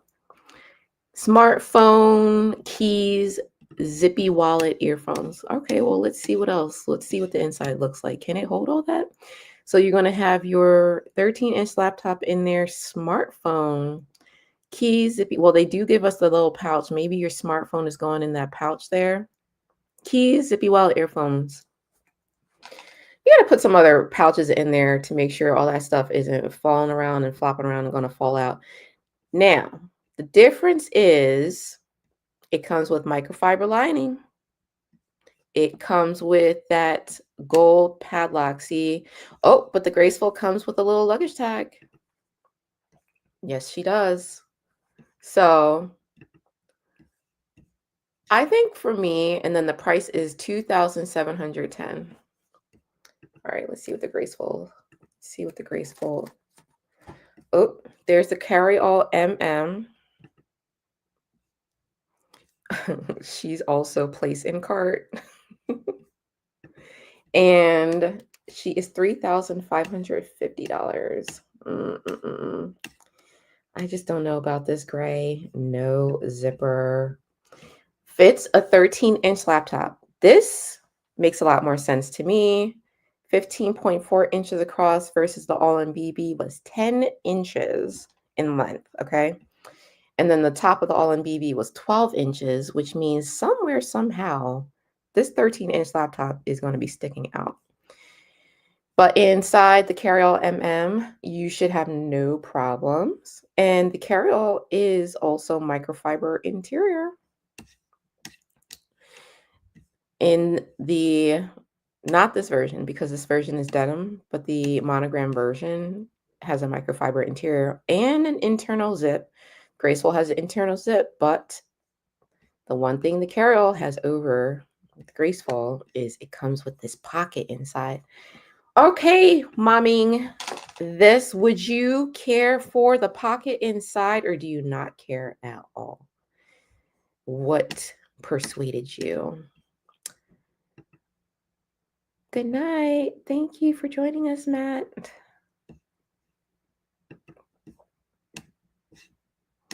I want to know. So you were not persuaded by the little pouch inside. She said, I've got plenty of pouches. Okay, let's take a look at the, see what's the Graceful. Let's see if the Graceful is placing cart. Oh, you can still get the Graceful. Placing cart. Oh, monogram. Notify me. Uh-oh. Uh-oh, guys. I don't know. If you want the Graceful, I think it's looking like you're gonna have to hop on that train. Definitely. Let's see here. Okay. I'm willing to do luxury family feud with you guys. Who's here? Who wants to do luxury family feud? You got to guess what's inside. 3 strikes and you're out. But if you guess it within 3 strikes, I'll open her up. I'll unbox her live. Who wants to do luxury family feud? Okay, let's put this in. We're doing luxury family feud. Is happening now. Okay. You got to guess what's inside.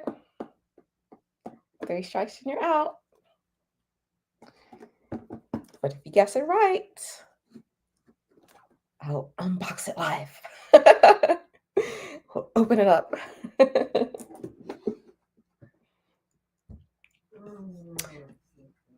Oh my God, Dad. What else? What else is going on? And what other questions do we have? You guys want to talk about, there's a couple topics that we could talk about. One is Louis Vuitton beauty. And what do we think about that? And then the other is Gucci getting a new creative director, Demna.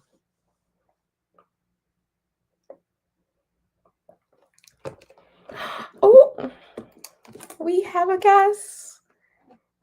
We have a guest. We have a guest for Luxury Family Feud. You know, I love this. You get 3 strikes, and then you're out. 3 strikes, and then you're out. So the first guess.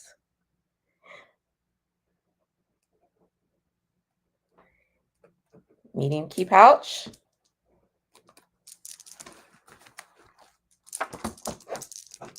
And you're wrong. Try again. Guess again.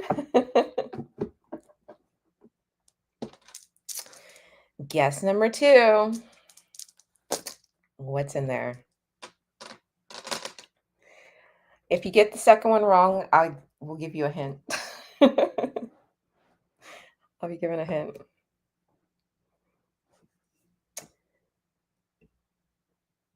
Okay. So while I'm waiting for you guys to guess, shall we talk about, what should we talk about? Shall we talk about beauty or should we talk about Gucci? Because we can always keep talking about Louis Vuitton. You guys know I can always talk about money. Or we can talk about Gucci, a different brand. Who here? Oh my God, I'm so sorry. Oh, gonna have to leave soon. Who here buys outside of Louis Vuitton? Are we shopping? Who here shopping? Or are we not shopping? LA says she's not shopping. She says she's resting. Yeah, I'm resting too. I'm buying my affordable luxury pieces. That's a hint. Hint, hint. How do we get here? Affordable luxury.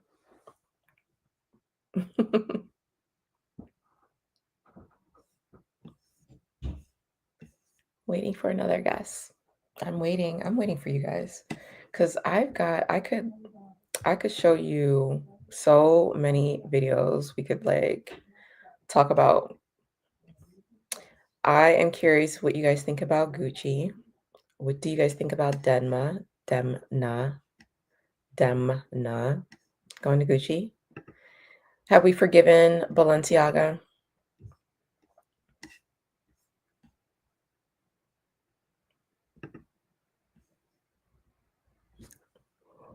From Louis Vuitton?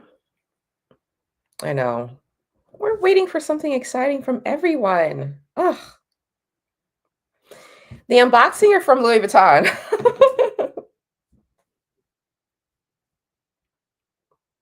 Do you think Demna, let's talk Gucci. Do you think Demna's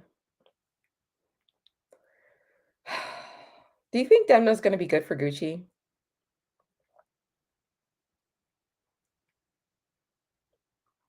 I feel like, oh man, I really feel like this guy's going to make or break Gucci. We are really in for something. Gucci's really in for something with him. And either they're going to get exactly what they wanted out of him, which is buzz and talk, hopefully, and hopefully like a revitalization of the brand, or they're going to get what they don't want out of him, which is what Balenciaga got, but I think doesn't mind it, which is controversy, scandal, and attention. Now, for Gucci, originally I would say no bad news, all news is good news, but I don't think that is the case for such a heritage brand. When I think of Balenciaga, I am not sure that I'm remembering them for the right reasons. And my concern about Gucci is there's a lot of good history there where they could go back to, they could tap into for the right reasons. The Diana bag. I really can't say the same about like the Marmont bag. I always thought like that bag was just a little bit boring. But you know what they could go back to when we talk about Gucci archive being sexy again? The 2000s. They can go back to their Suki bags. They can go back to their jumbo hobo bags with the normal Gucci size logo on them. They can go back to the sling bags that Gucci was known for with their web design hanging off of it. There's so much Gucci could go back to that, yeah, I want to see Gucci be sexy again. Like when I used to think of Gucci, it was from the 2000 eras. Yes, Tom Ford Gucci. Thank you. Okay. Now, listen, I'm just going to tell you right now. Okay. I'm going to tell you right now. If we get Frito-Lay chip bags out of Gucci, are you guys listening to me? If we get some weird squishmallow backpacks that are supposed to be something new out of Gucci, if we get any of this, what Demna is known for, gimmicky stuff, out of Gucci. I'm telling you right now, I don't find gimmicks sexy at all. At all. Balenciaga went from sexy city, classic city bag, biker. When we talk about how far Balenciaga went, let me tell you, Balenciaga, edgy, sexy, on edge biker, motorcycle jackets, leather jackets, okay? City bag hanging off you with the silver studs and the strings, all leather, okay? Can't tell you nothing when you walking in with your classic city and your motorcycle jacket, leather jacket on. That was Balenciaga before Demna, before him, okay? Look at Balenciaga now. Gimmicks, okay? It's giving Spencer's. Oh. Right? Gimmicks. If I get from Gucci, what was a roll of tape as a bracelet, Gucci will be done. Do you hear me? Gucci cannot afford those types of gimmicks. We won't get it. I'm telling the Kering brand family right now, we will not get it, okay? Because Kering needs to be pulled so far out of the slumps. Gimmicks won't do it. It'll cut it for a short period of time, and then that'll be it. They'll be on to it'll be one newspaper cover after another of, we're not getting fashion, we're not getting design, we're getting gimmicks, we're getting these big boots, we're getting these 10-time big sneakers that you'll trip over at my big old age and hurt myself. Like, girl, no, not interested. I need some classy, sexy history reimagined from Gucci. When you see men walking with their Gucci shoes, which we are supposedly hearing are trash. Everything in luxury seems to be, we're hearing is trash nowadays. But at least it looked good. At least it looked good. But now we're not sure about like what's coming out of these Italian factories, and we're just not sure of anything nowadays. Yeah, I think when it comes to shoes, I'm also much more particular. Are the shoes Goodyear welted? Or is it all this glued together, material, one layer after another, that we're paying $1,000 for from Gucci? Like, can't do that either. Can't do that either. Hey, girl. Hey, what's your favorite luxury brand, girl?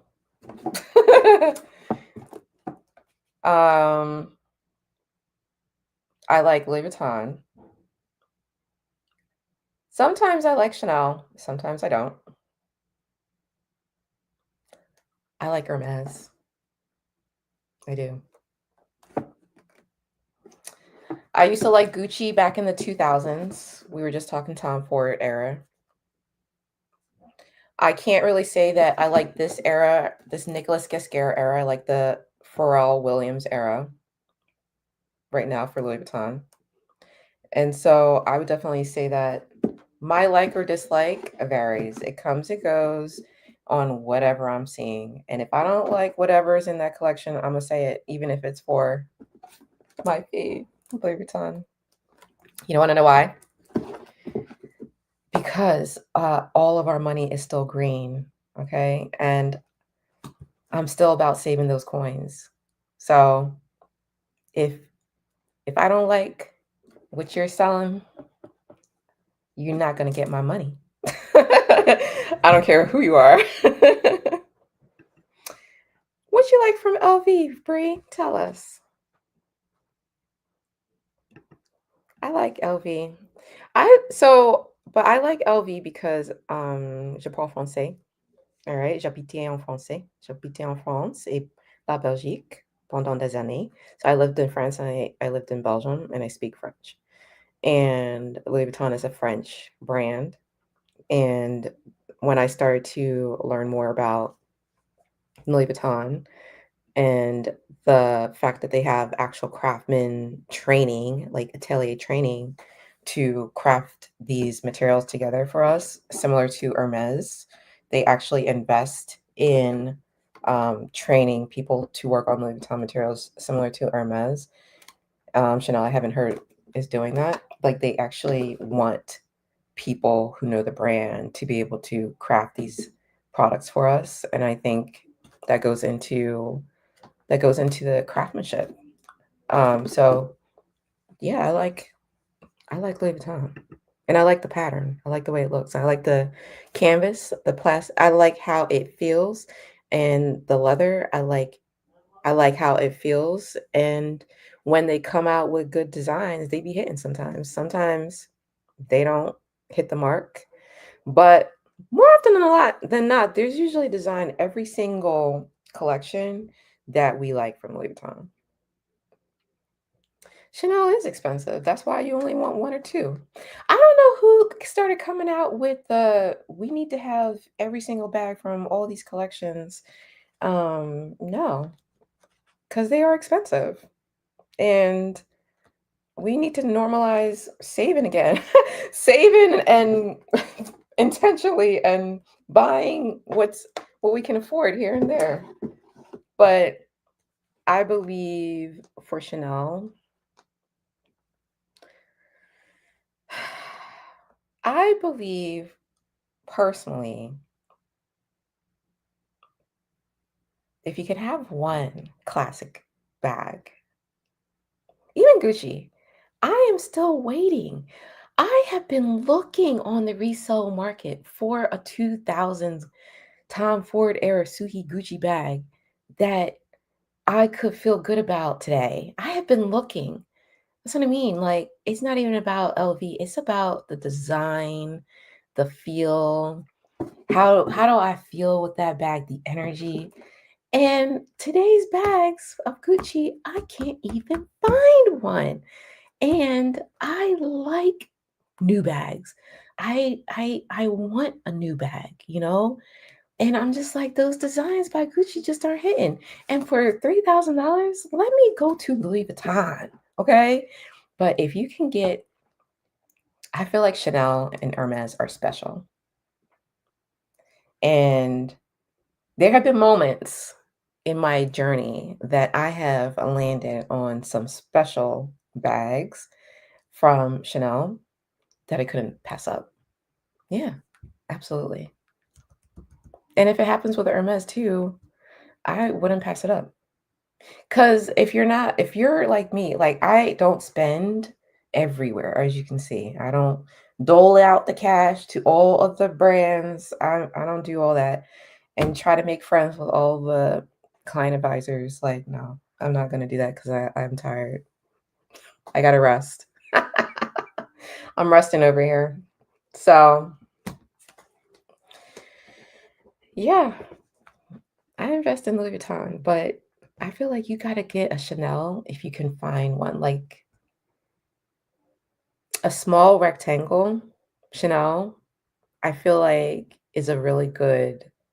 If you only want one, I should make a video about this. I feel like that is the right one. And a lot of people would say, well, what about the medium? What about the jumbo?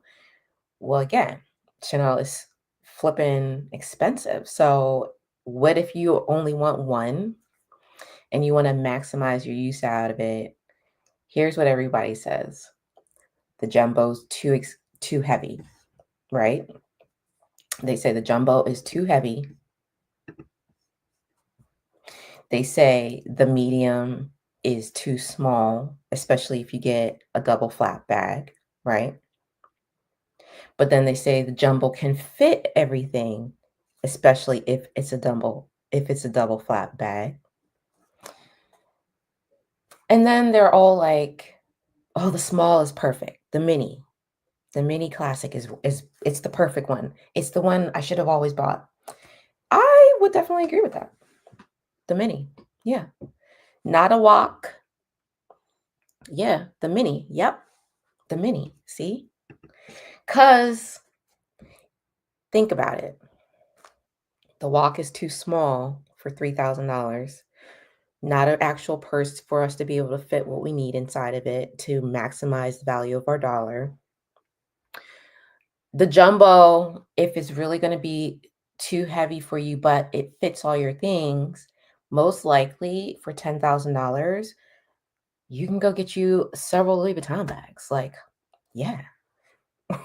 Or a P9 Speedy at this point, okay? Because a lot of people are like, I don't really wear my jumbo anymore. You know, you don't want to be in that position after spending all that money. And then the medium, they're like, it's too small, even though it's classic, and I'm glad I have it in my collection. I can't wear it.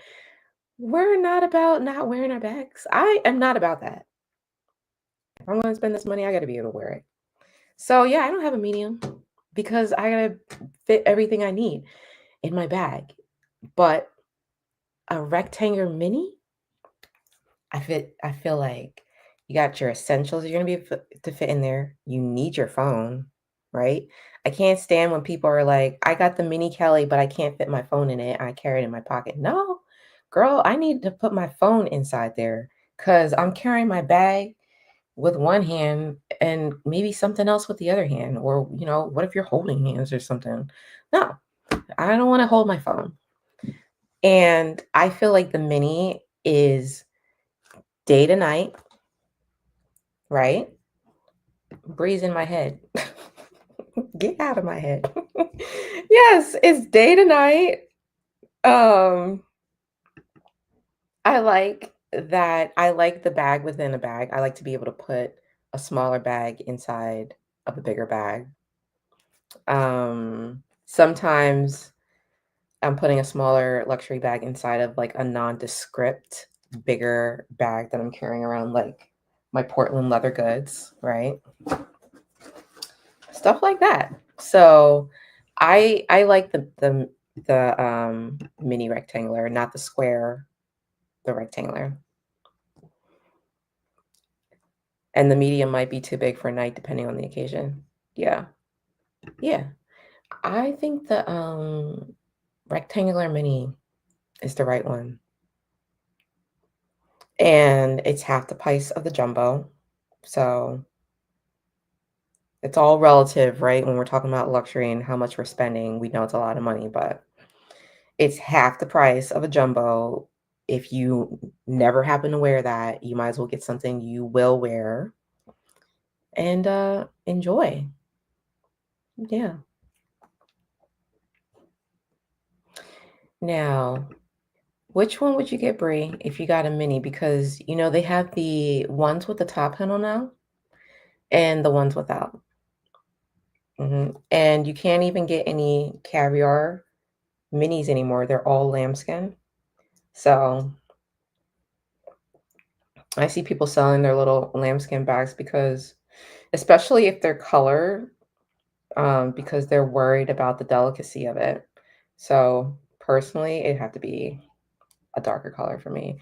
But then a lot of people with their Chanel bags and their Hermes bags, what's weird to me is they'll buy like different colors. But personally, I find that most people sell the colors, keep the neutrals because you can get more wear and tear out of them. You can get more wear out of them. And I feel like the neutrals also return more value. And I feel like a lot of people, when they go to sell like their colored bags, they're not getting as much of the value back out of them as what they spent. So that's just my opinion. I would probably definitely be looking for like a neutral. But then again, I'm always looking for a neutral unless it's multicolor.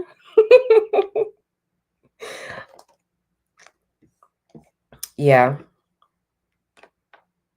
You think the lambskin looks more expensive in all black, of course. Yeah, that's right. Get a black bag, girl. The lambskin is beautiful. I am just, I think actually Chanel lambskin is not. I mean, unless it's a white bag, I feel like it's like all these bags are like the same. Like we should be able to use these bags. They're all lambskin. Are we not? Are we not all buying lambskin bags at this point from everywhere? Louis Vuitton, Chanel, like Hermes, like leather.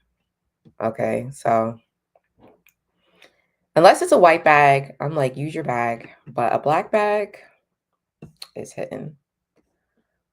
Yes, ma'am.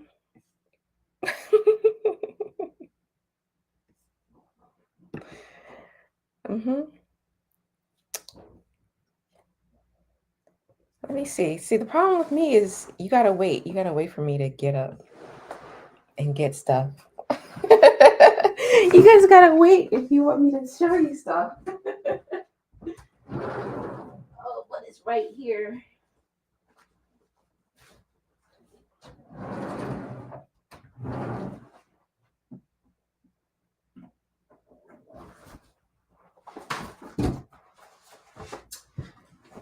The wait, it's always worth the wait. It's always worth the wait. Uh-oh. This is the my reissue. Oh my gosh, what is going on here?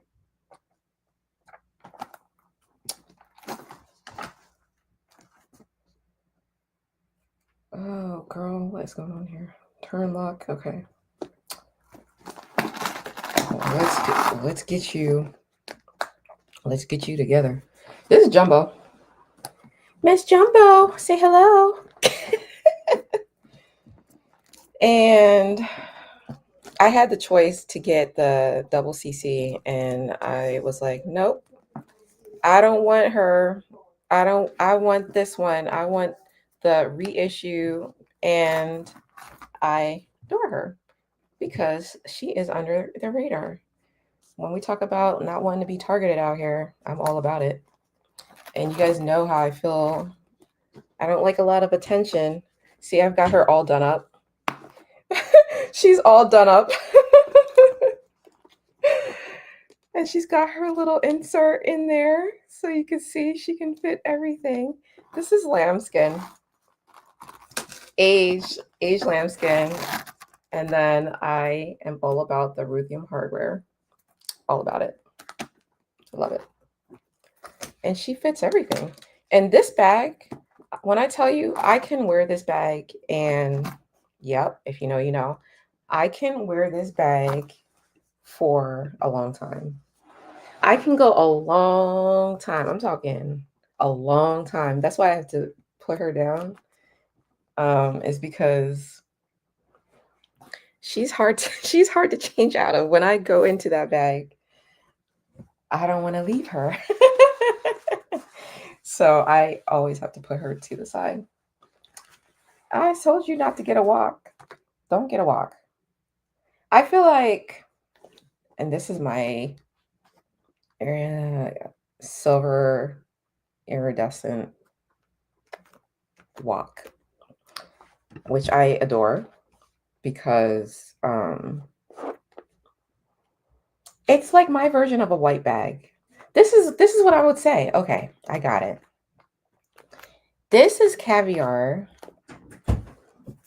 and I'm okay. This is caviar, and this is lambskin, and this is the closest I would ever get to a white bag, ever, because there's no discoloration that's going to happen on the back. I mean, just boom, period, none. And it can fit your phone inside of it, you know. That's not the problem. The problem for me is when I want to fit everything else inside, which is not a lot. Like I keep all like the card slots in there because I don't want my cards to go in there and be dirty. making it. Like, I really take care of my items. And then I hold on to them for so long. But see, now I have no more space in here because my phone is in here. So I'm like, where do I put my lipstick? Like, where do I put it? And the problem is, like, for me, it's in there, but I do not like to stretch out my bag. See? So that's why my bags they stay in pristine condition. So that's the reason why you want to get the mini. You better not debate between them, because the mini isn't going to force you to stretch out your bag. And have you ever seen these walks when you go to the resale market and you see them and they're looking all squashed and stretched and they can't even hold their shape anymore? You know, they're looking wrecked. That's the reason why. It's because people were stretching them out, putting too much stuff in it that didn't belong in there, you know, and then selling it on. No, girl. No. Don't even think about it. Here's what you're going to be able to fit in here. You're like, I'm just thinking if I can save $2,000. You save your sanity. So that's what you want to save. Save your sanity. You'll put your cards in the little card slot. You'll put your lippy in there, and then you'll be in the situation of holding your phone, which you don't want to do. Or you'll put your phone in there, and where are you going to put your lippy? I don't know. This is more like a wedding bag. I honestly don't even think I'm keeping her at some point, but right now, I'm just not in the mental frame of mind to even think about selling bags, you know? So, yeah. I wish I had bought you in maybe like the medium, but we have definitely had good times together. See? Make sure you have a good relationship and a good rapport with your bags. Other questions?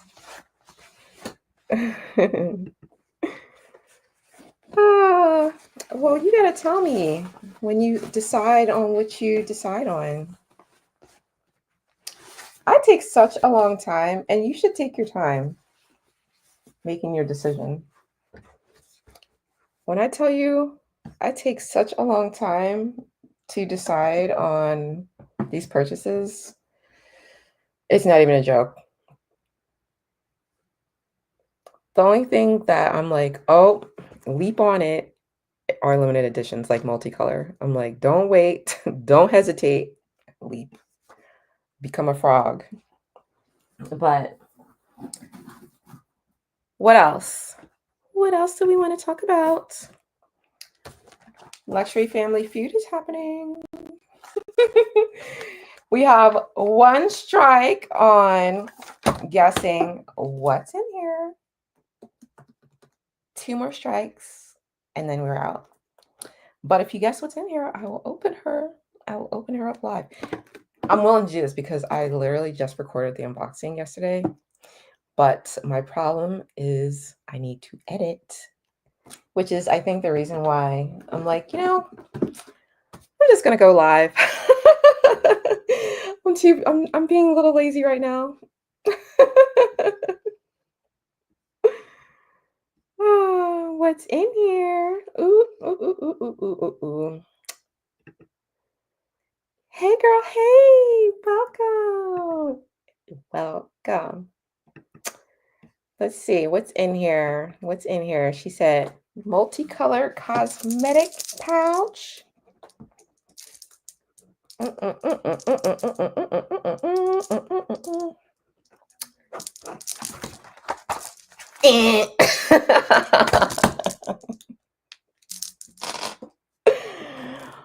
Two strikes down.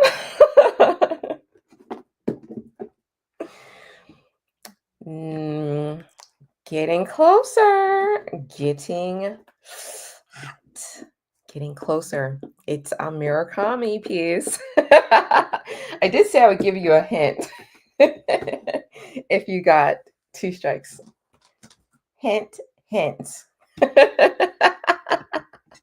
Hint, hint. And you guys got one more guess. You know, Steve doesn't give any bonus. Once you get the third X, he's moving on to the other side of the family feud. What's in here? Any more guesses? Brie has a guess, but she's like, oh, there's 2 Murakami drops. Oh. I did get something from Cherry Blossoms. I did. You have to wait and see. But you don't have to wait and see for this one if you don't want to. Who else wants to talk about, who else has a question? Ask me anything. We're doing an Ask Me Anything, and we're talking about bags, men, money, whatever you want. We are talking and having a good old time. Mm-hmm.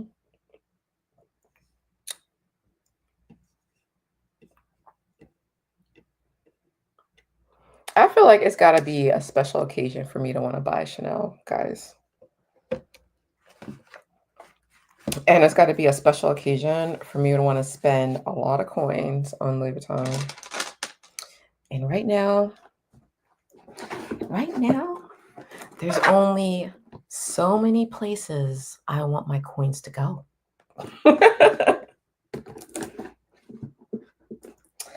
I'm going to show you guys something else while you figure it out, because I did unbox this already. Look, you guys are getting an unboxing. What? You guys are getting something, but it's not that one. Who do I feel is the best company to sell my bag to, and what was your experience? Ugh.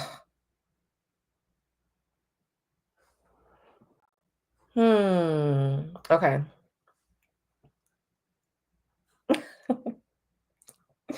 Okay. Don't laugh, but you know how people are like, I sold my bag to Rebag. I sold my bag to the Real, but I had this issue, that issue, and the third issue. Not them, okay? Not them. In the past, I've used Yuki's Closet. I have used Fashion File. Okay, let me write this down because I feel like there's a lot. Yuki's Fashion File. Oh my God, eBay, I love. eBay, Poshmark, and Macari, and Tracy. See, I knew I had to write these down because that's 6 of them right there. And there's more. There's so many more. Oh my God. Okay. Yugi's Closet and Fashion File. I'm going to group them together because they are like the same to me. Go to them when you want a quick sale. And go to them at the same time. Send your pictures to both of them at the same time. Because for whatever reason, one or the other will give you a higher value than the other one. Go with that one. Go with the one that gives you the higher value. In my opinion, Fashion File has usually given me a good quote, but I've had one time when Yugi's gave me the better price point and I sent that bag off to Yugi's and other things went to Fashion File. Yep, just like that. eBay and Poshmark. I put them together. I grouped those two together. When I put pictures on eBay, I put them on Poshmark. You see, this is how you do it. Or or you can even group eBay, Poshmark, Mercari, and Tradesy. If you put pictures on eBay, put them on Poshmark, Mercari, and Tradesy. Okay. And then you got to put in there in the disclaimer that you're selling on multiple platforms, and whenever it sells, everything else is over. All the other sales platforms are done. And now, eBay and Mercari, there is still a separation, if you ask me, because there is some level of authentication going on there, versus I don't feel that way about Mercari or Tradesy. I feel like you are clutching your pearls buying from Mercari and Tradesy, okay? And hoping and praying for something authentic. Versus eBay and Poshmark. Personally, I know the things that I have bought have come from the store. So when they put on, they're going to do the authentication guarantee, I feel no ways about it, because I'm like, well, it's going to be all authentic. You guys are going to get an authentic piece, and I want you to know it. So I'm all for it. Whenever I come across luxury items on eBay and Poshmark that does not have authenticity guarantee, I don't buy it. I don't care how good I might be at knowing whether or not something is real or not. I'm not going to buy it. Okay. But if the authenticity guarantee is on those items, I have always had good luck buying those items. So I know that fakes are slipping through the cracks here and there and everywhere, and you definitely got to be on your P's and Q's. So just a heads up on that. But I do like selling there more than I do Mercari and Tradesy. Now, back in the day, I want to say this is like 6 years ago, Mercari and Tradesy were relatively new, and as well as Poshmark. I feel like there was a lot of fakes on Mercari. I feel like Tradesy did not let as many fakes slip through. However, Tradesy would take, I feel like, more of a commission from you if you sold over Mercari, over Poshmark, over eBay. I believe they also had an authenticity process as well. I feel like the only one that didn't was Mercari, okay? Like you were taking your life in your hands with them. But I turned away from Mercari because I had an issue. I really did. I had a bad taste came into my mouth when I tried to sell something through the site, and the buyer tried to, what do they call it? I don't know if report is the right word, but they tried to claim something about the item that I was selling. And I can't remember exactly what happened because this was years ago, but I can't remember if I got the item back and I got my refund back, or if I let the item go. I just can't even remember anymore. But I had a terrible experience with Mercari, and I stopped selling on Tradesy because I was tired of them taking like 20% commission. That's crazy. A lot. And I felt like eBay and Poshmark, I always had a much better experience, especially with eBay, because they started improving their technology. They started to give us like shipping label. They started to integrate, okay, if you want to pay for a shipping label and print it out and use a QR code to do it, we'll take off $6, $7, and you'll get a discount on shipping. But if you print your own label, then you're going to pay more money or whatever, something like that. They just started to make the selling process a lot easier. eBay did. Even Poshmark, if you buy something on Poshmark, you can do what's called reposh that thing without doing anything, just copying and pasting. Basically, I want to reposh this bag I just bought because I tried it with the Retiro PM many years ago. I had bought that on Poshmark, and as a result of buying that on Poshmark, the description was available, the size, like all the details was there from the prior post. All I had to do was hit reposh and sell it on, and it sold like that. Like, girl, it was gone like next day. So that was probably another really smooth, easy transaction. And then it goes off to authentication. They authenticate it. Before I got it, it was authenticated, so I knew it was authenticated, and then went out to the next person. I like a smooth transaction. I want no problems.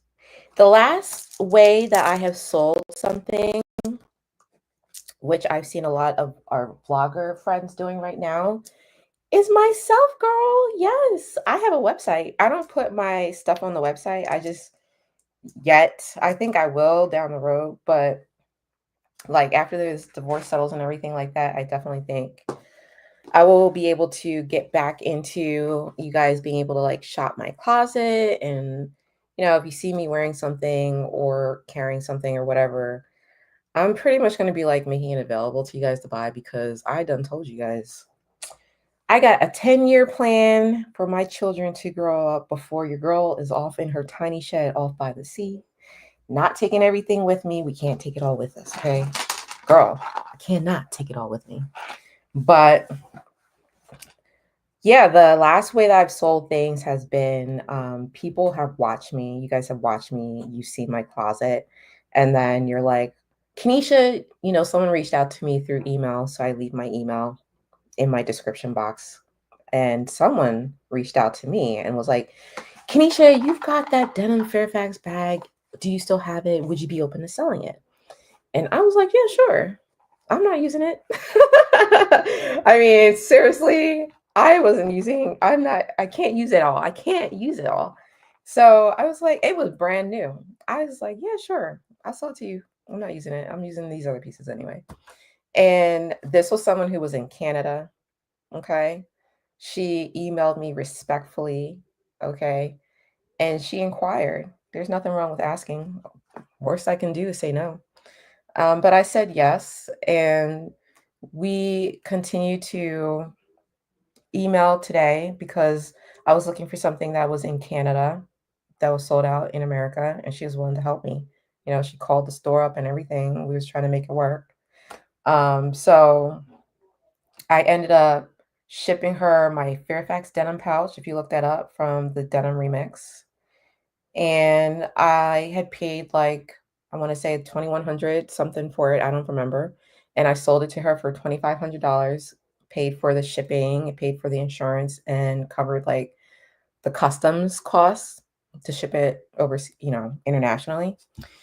And she was happy. Brand new bag.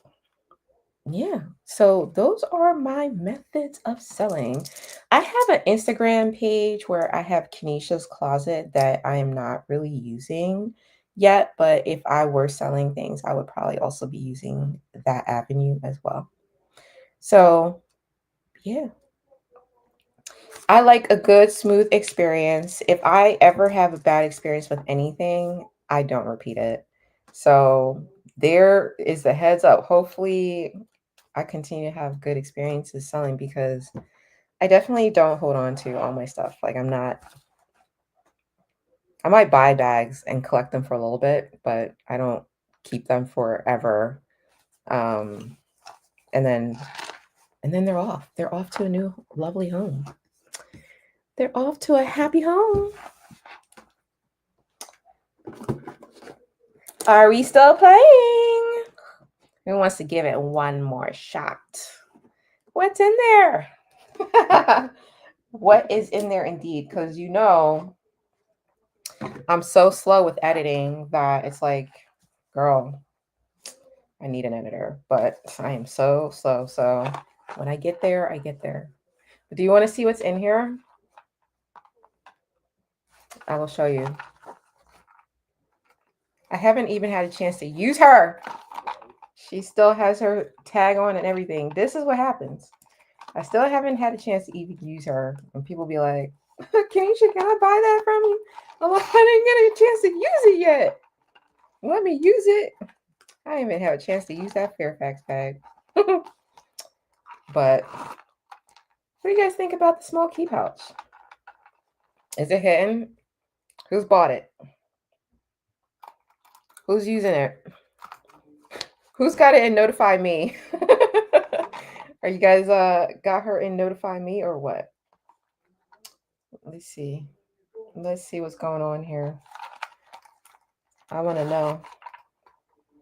Are you guys putting your heads together behind the scenes, DMing each other like, all right, we've only got one more shot at this guest. Let's see. This was made in France. What do we think about this new key pouch that Louis Vuitton has given us? Are they going back to the future with these key pouches, or should they have started with this size all along? Because I feel like Chanel's O case was always this size. Why wasn't Louis Vuitton's key pouches always this size? Why did they always start with like the little version of the key pouch? I really wonder. Because look, this thing is literally the size of my hand. Like, goodness. You know?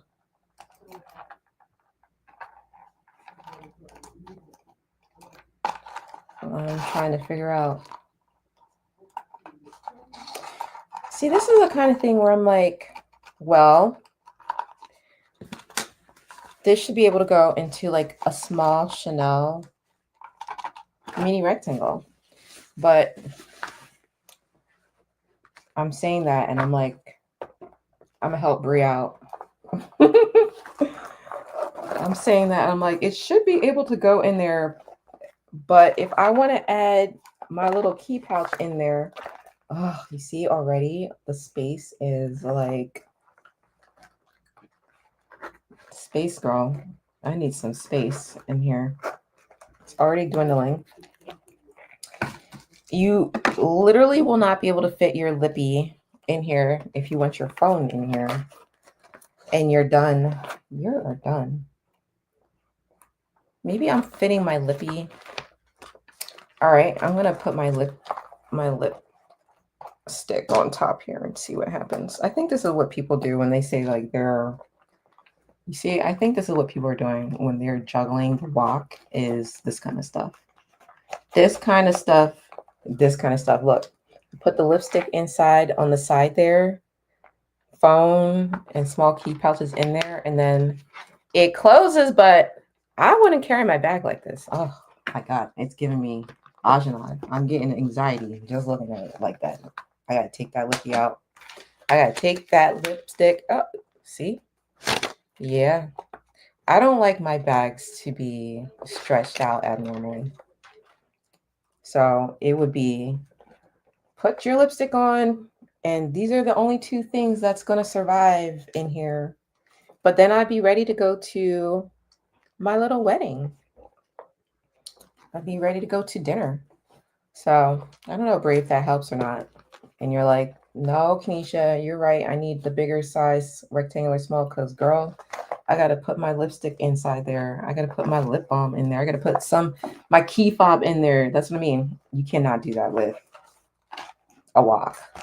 Not if you want her to survive intact and look cute when you go out. You don't want to do that to her. Okay. We're going to put her away.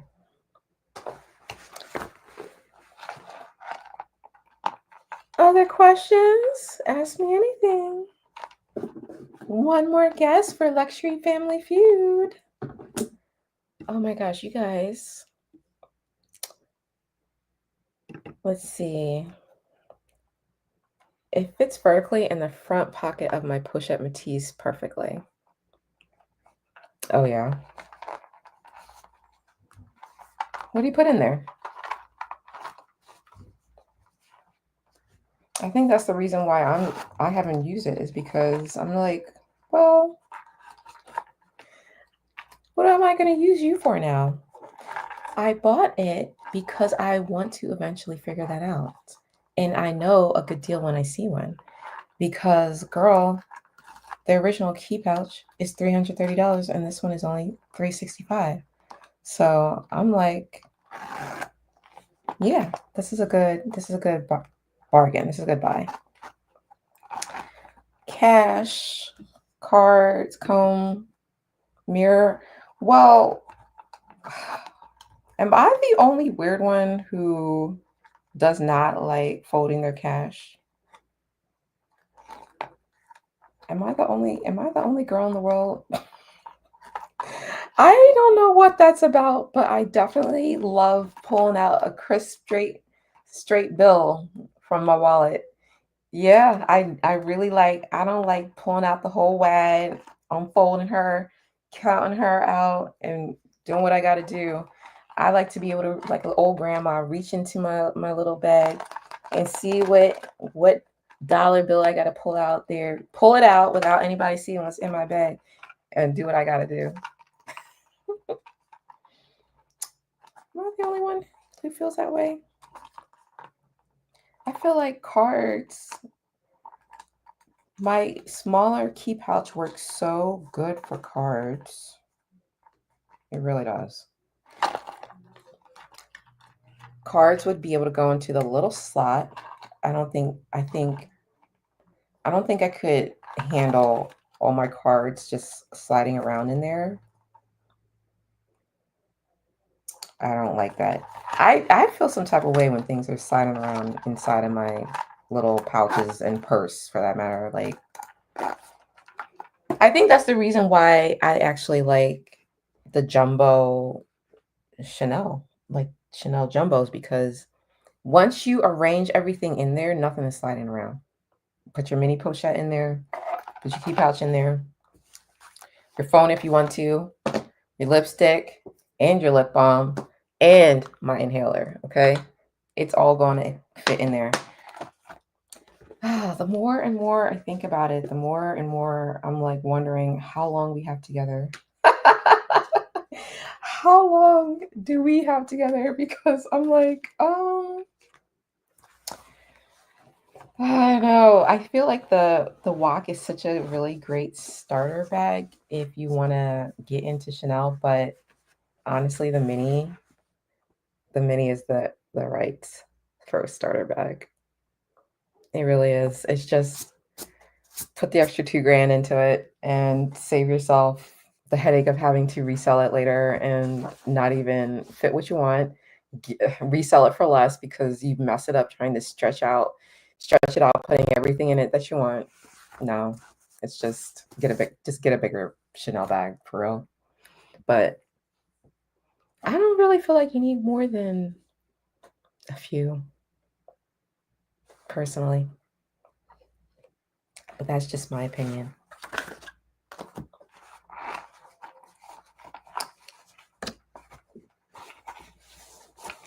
Okay, so we talked about Gucci.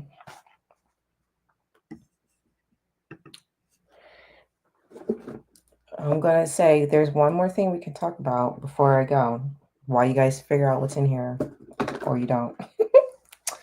And that would be Pat McGrath, Louis Vuitton Beauty.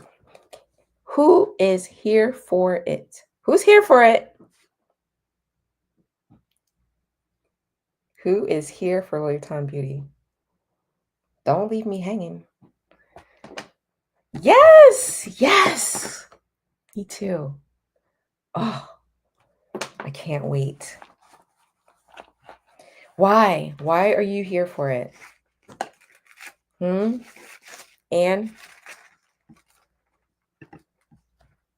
10 not mothership.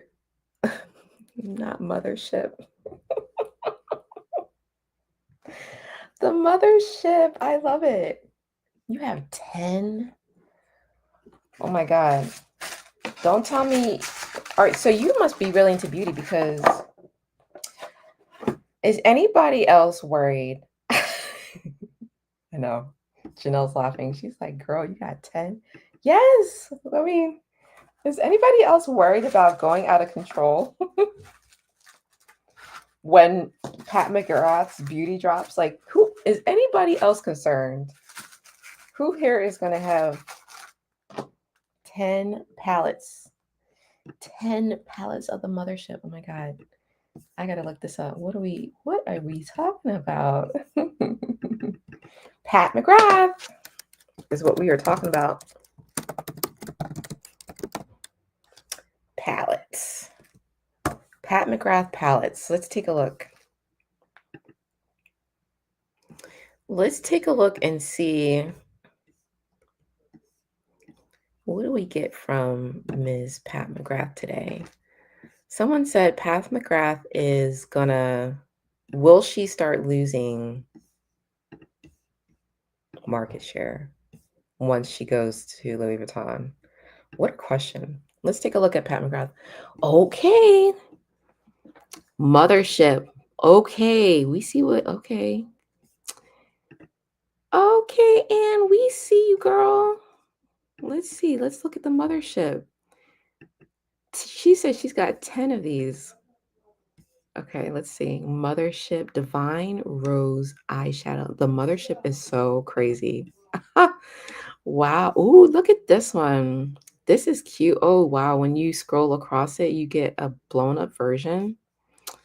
Oh, excuse me. Okay.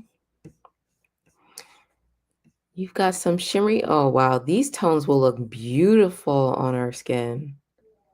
Beautiful. Do you see this?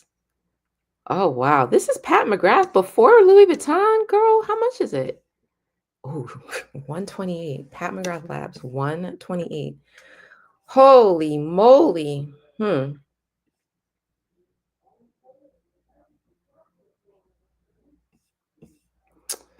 Okay. $128. Let me just think a minute. I'm just thinking. Chanel lippies. I think they're like $120 or something like that, $99. The eyeshadows, because I right now buy Chanel eyeshadows, eyeliners. I want to say they're like $25 a pop because I usually buy 6 of them at a time. And I'm walking out spending like $120 something when I do that. So let me see. I wonder if they are gonna, is she gonna do, does she do, she's got eyeshadow. Does she do, and does she do eyeliner? Okay, because listen, I'm not into some types of makeup. I'm really not. So I don't know if she's gonna get all of my coins because first of all, I'm into skincare. What does that mean? I need to exfoliate my skin every day. I like to use some sort of acne cleanser in there in order to keep my skin smooth and acne free, as well as overall pigmented, about the same pigment color, so exfoliation. And I am not very talented at the makeup brushes, girls. So give me my eyeliner and give me my lipstick, and your girl's ready to go on a date. I'm ready to go. Now, my 7-year-old daughter, however, this is right up her alley. This girl took her Christmas gift card for Target. We went to Target and she used it to buy herself a palette of makeup. I kid you not. It's got the blush in there, the eyeshadow in there, the lipstick in there. I was just like, and she wants to do mommy's makeup. Okay. I was like, oh, and she wants to do mommy's makeup for when mommy does her videos. Isn't that funny? I said, okay. So maybe I'll be buying her these little palettes and she can do my makeup and we can work together on you guys telling me, does it look good? Did she do a good job? But I don't know how to do anything with what I'm looking at. I don't know what I'm doing, girls. You guys are going to have to help a girl out. She makes the best formulation of shimmer and glitter shadow. Yeah, I was seeing that, like, the shimmer is real. Shimmer shows up so beautifully on our skin. I'm not even gonna lie. Come summertime, we all gonna be shimmering out here. The question is, the range. Is there range? Because if I don't use foundation, for example, if I don't use eyeshadow, what am I gonna buy? I need some lipsticks. I need some eyeshadows. Like, I don't use those things. I don't know how to use them. I don't want to learn.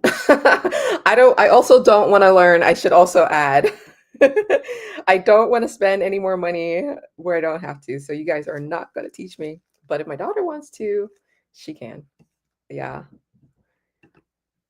But shimmer. Oh. So I know what I wanted to tell you guys. I know what I wanted to tell you about Pat McGrath. Okay. What if I told you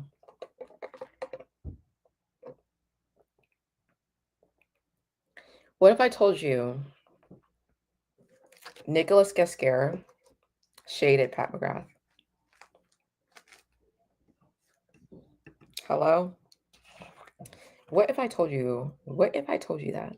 How would you guys believe me?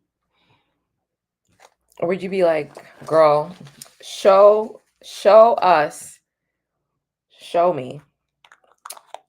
I can show you. Nicolas Gasquer shaded Pat McGrath. Okay? He did this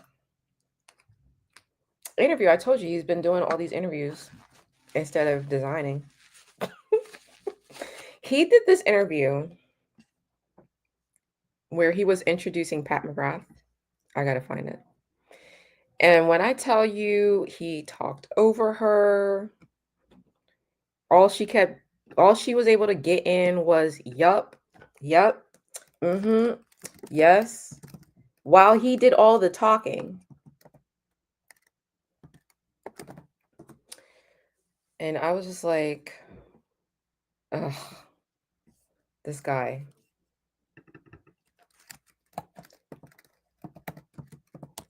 I gotta see if I can find it. Anne said she believes it. Yeah, thank you, Anne. Like, why would I say this? I have to actually, let me see if I can find it. YouTube. All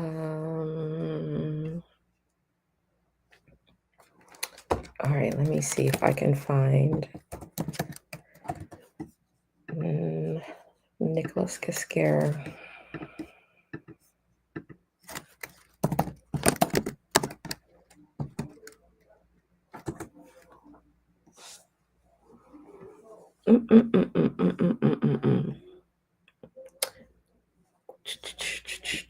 While you guys are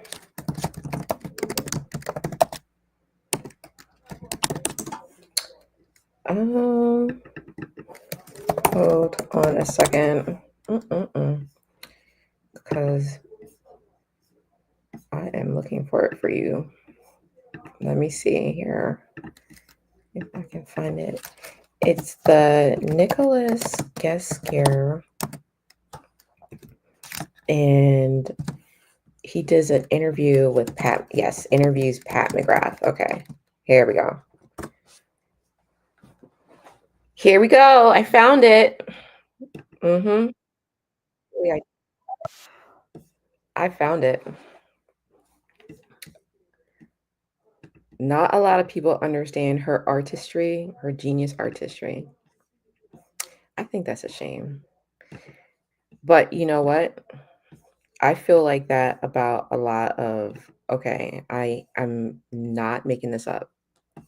I feel that way about Black women in settings that are dominated by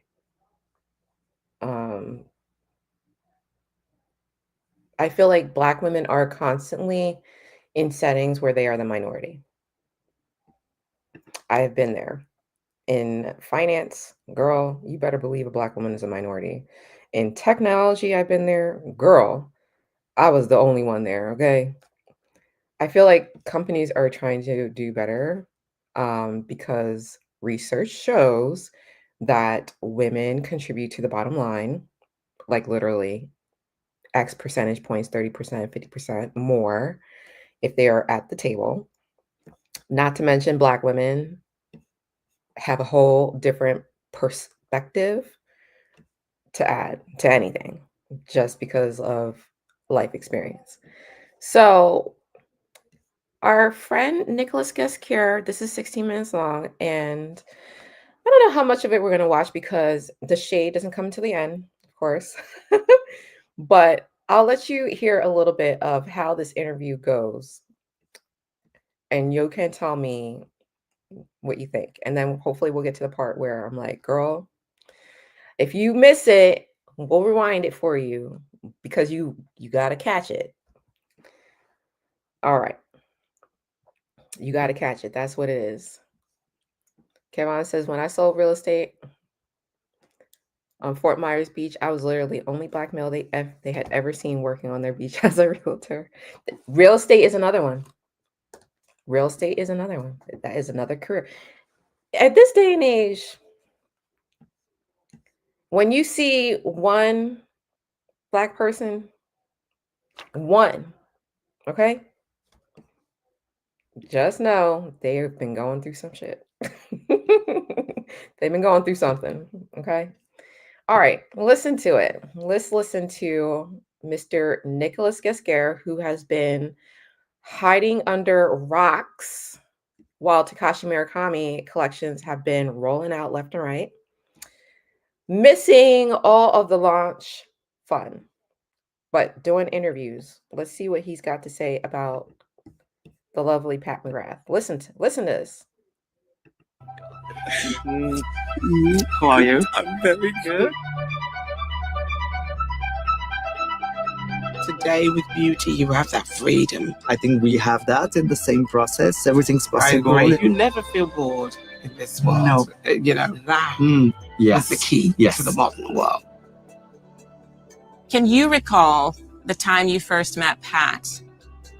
Yes, of course. And I have a very vivid memory about it. I first have to say that I was very intimidated.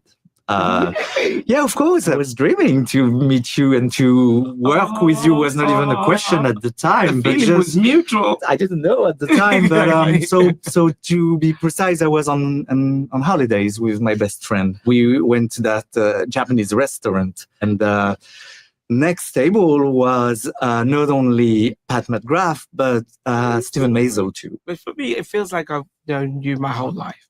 You know what I mean? I really do. And that's when I heard the question, when did you meet? I'm like, it feels like it's a lifetime of knowing one another, right? I just remember walking into your studio the first time and seeing all of the design of the collection, and the inspiration and the looks just hit me, you know, and you would always tell such an amazing story. We have this I think, expectation for something first classic in an academical, beautiful way, but that is questioning sometimes rules. Yeah, that is, playing with timeless experimental thing. Yes. Also, it's this never-ending research. Yes, somehow yes. with new way of doing classical things. Absolutely, and I always know you always want to push and do something different, but then something that's not too forceful. I always love that weeks before you will send me your ideas of makeup and the looks. You always were weeks ahead and giving us time to experiment and try ideas. We have quite a while with all the time that we've worked together. And I love that because it's almost like, for me, it's almost like making a movie. Right. It's almost, you set the scene, you give us the ideas, and then so we're able to take it beyond normal to new places. This continuous discussion, dialogue between us artistically is taking so many different shapes and more that in a way it's beautiful to have our own aesthetical vocabulary and to have this this ground. Can I say that in Yes, English? You know, yes. these fundamentals to play so much. Love it. And also I love Okay, so first of all, I didn't know Nicolas that Cascara there's always, I could never was this young. Why did I think he was older? I swear, I really felt this was like an old man. Like some of the designs that we get, you guys, I'd be feeling like, who is he designing for? You know, like when you really think about it, Takashi Murakami, some people say the multicolor feels childish or juvenile. And so many other people say, no, it takes me right back in nostalgia to my youth, but in a good way. I'm with that. I'm with the latter. Like it makes me feel good. Okay. But it took the collaboration to make me feel good. I feel like when I, am wearing his designs, that they're not really, I don't know, giving me the zhuzh, giving me the giving me, what I need.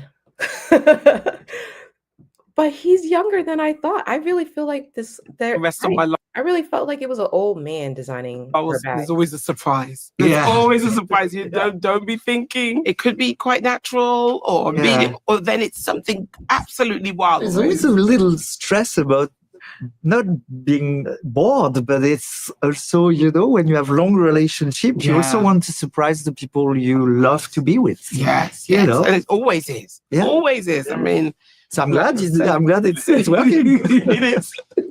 But I always wanted to ask you, what was your first revelation? You can say that. What was the moment when you realized you wanted to do that?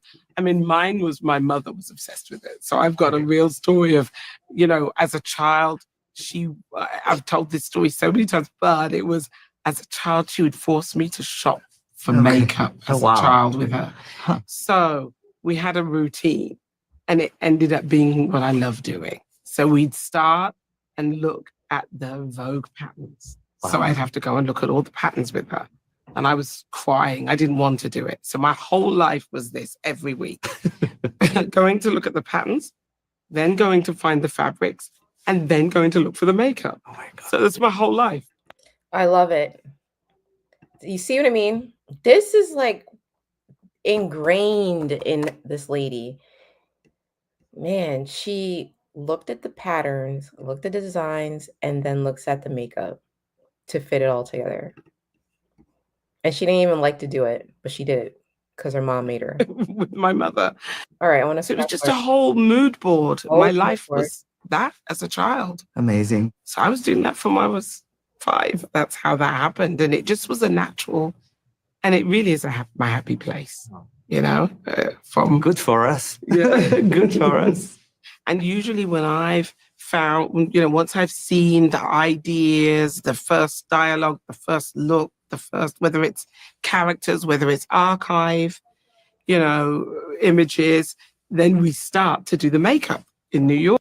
Okay, now I am setting this up for you because this is the precursor to the shade, which comes at the end. Remember that. He asked Pat McGrath, how did she get into all the stuff that she knows? Right? She's talking about my mother taught me. So she learned it from someone else close to her when she was 5. 5 years old. She's been doing this. All right, let's continue. Like he asked her, how do you know about all this stuff? So she's been there. She's been doing this in UK. She's been doing this. Well, can we just start? And it's really great because you have that freedom, and we do have the time to do all levels, don't we, of the looks? We really meticulously show the makeup almost from 0 to 100, and also even down to the young people that we're testing on. We make sure the character matches as well, completely to help everybody to see the makeup, right? For you all to see the makeup. When I think it's what is important for Vuitton in general is to invite as much people as possible to the table. So you have to have a universal ID somehow, and then it becomes more specific with again the character we are building. And it's when I receive your research, it's always very, very inspiring. So it's a form of self-expression. Okay. So Nicolas Gasquet needs others to inspire him. Hello? Are you guys reading between these lines here? She sends him palettes. She inspires him with makeup palettes that he fits and matches to whatever he's designed. And Pharrell inspired him as well. The Speedy Crafty, the Speedy Dark, the Speedy Soft. Where did it come from? The Speedy P9. Okay, let's continue. And it is great that you can go completely crazy, or you can wear, really natural and play up your skin. I love the fact that today with beauty, you have that freedom. Okay, so I like Pat. She looks at beauty the way that so many of us look at bags. They give us freedom. Girl, they give us life. They give us energy, okay? They giving us something that make us feel good. Same thing with her, how she views makeup. Okay, let's continue. Right. I remember when I first started, in makeup, it was definitely, you had to do all nudes, or you had to do this. And I was like, no. And I'd see people in the street, whether it was someone who was like a lady walking in the street and she had her old lipstick from the 50s. And the boldness of that color in the street felt like rebellion. It was electrifying. So that's what I knew it would look like in our shoots or on shows. And these are the colors that needed to come back. But also the difference is to place it on natural skin. That was the key to the modern world. And that's something that I feel that's something I started my career. Yes, well, we were talking about a lip journey, and this journey was very abstract. It was about a forbidden city, kind of a underwater city, you know. It was really like epic somehow, and different reds and burgundies because you wanted strong mouth, and you wanted the mirror, the mouth to be okay. So this is like why I like this, why I really wanted to listen to this interview is because I wanted to understand from a business perspective, like how in the world did we get Pat McGrath? And we got her because she was already working with Nicolas Gasquet. She was already working behind the scenes to give him all this beauty palettes he wanted for his shows. So now they're bringing her out from behind the scenes and they're putting her out front to head Louis Vuitton's beauty so that her looks will be known that she's the one who she developed them. She is the inspiration. Okay. Let's keep going. They were like the set and this new world. And so we did, and it was. And look at how neutral she is. Look at Pat McGrath, all black, covered up. Her makeup is neutral, nothing bright, nothing flashy, but still looks so classy. Look at her. I remember there were so many girls and we had to put the gloss on the mouth just before the show began. So that the girls walked out with these perfect mirrored lips. I mean, everyone has seen like hundreds of images and videos of backstage, but there's a ballet going on, you know. That is very unique at that moment. Definitely. And there's no lead dancer in that ballet. You see what I mean? And even we want to touch the clothes. I mean, everyone wants to have the last word. Yes. And we never really get in each other's way because we know we respect each other's. Okay, here we go. Okay. How is it this conversation is about now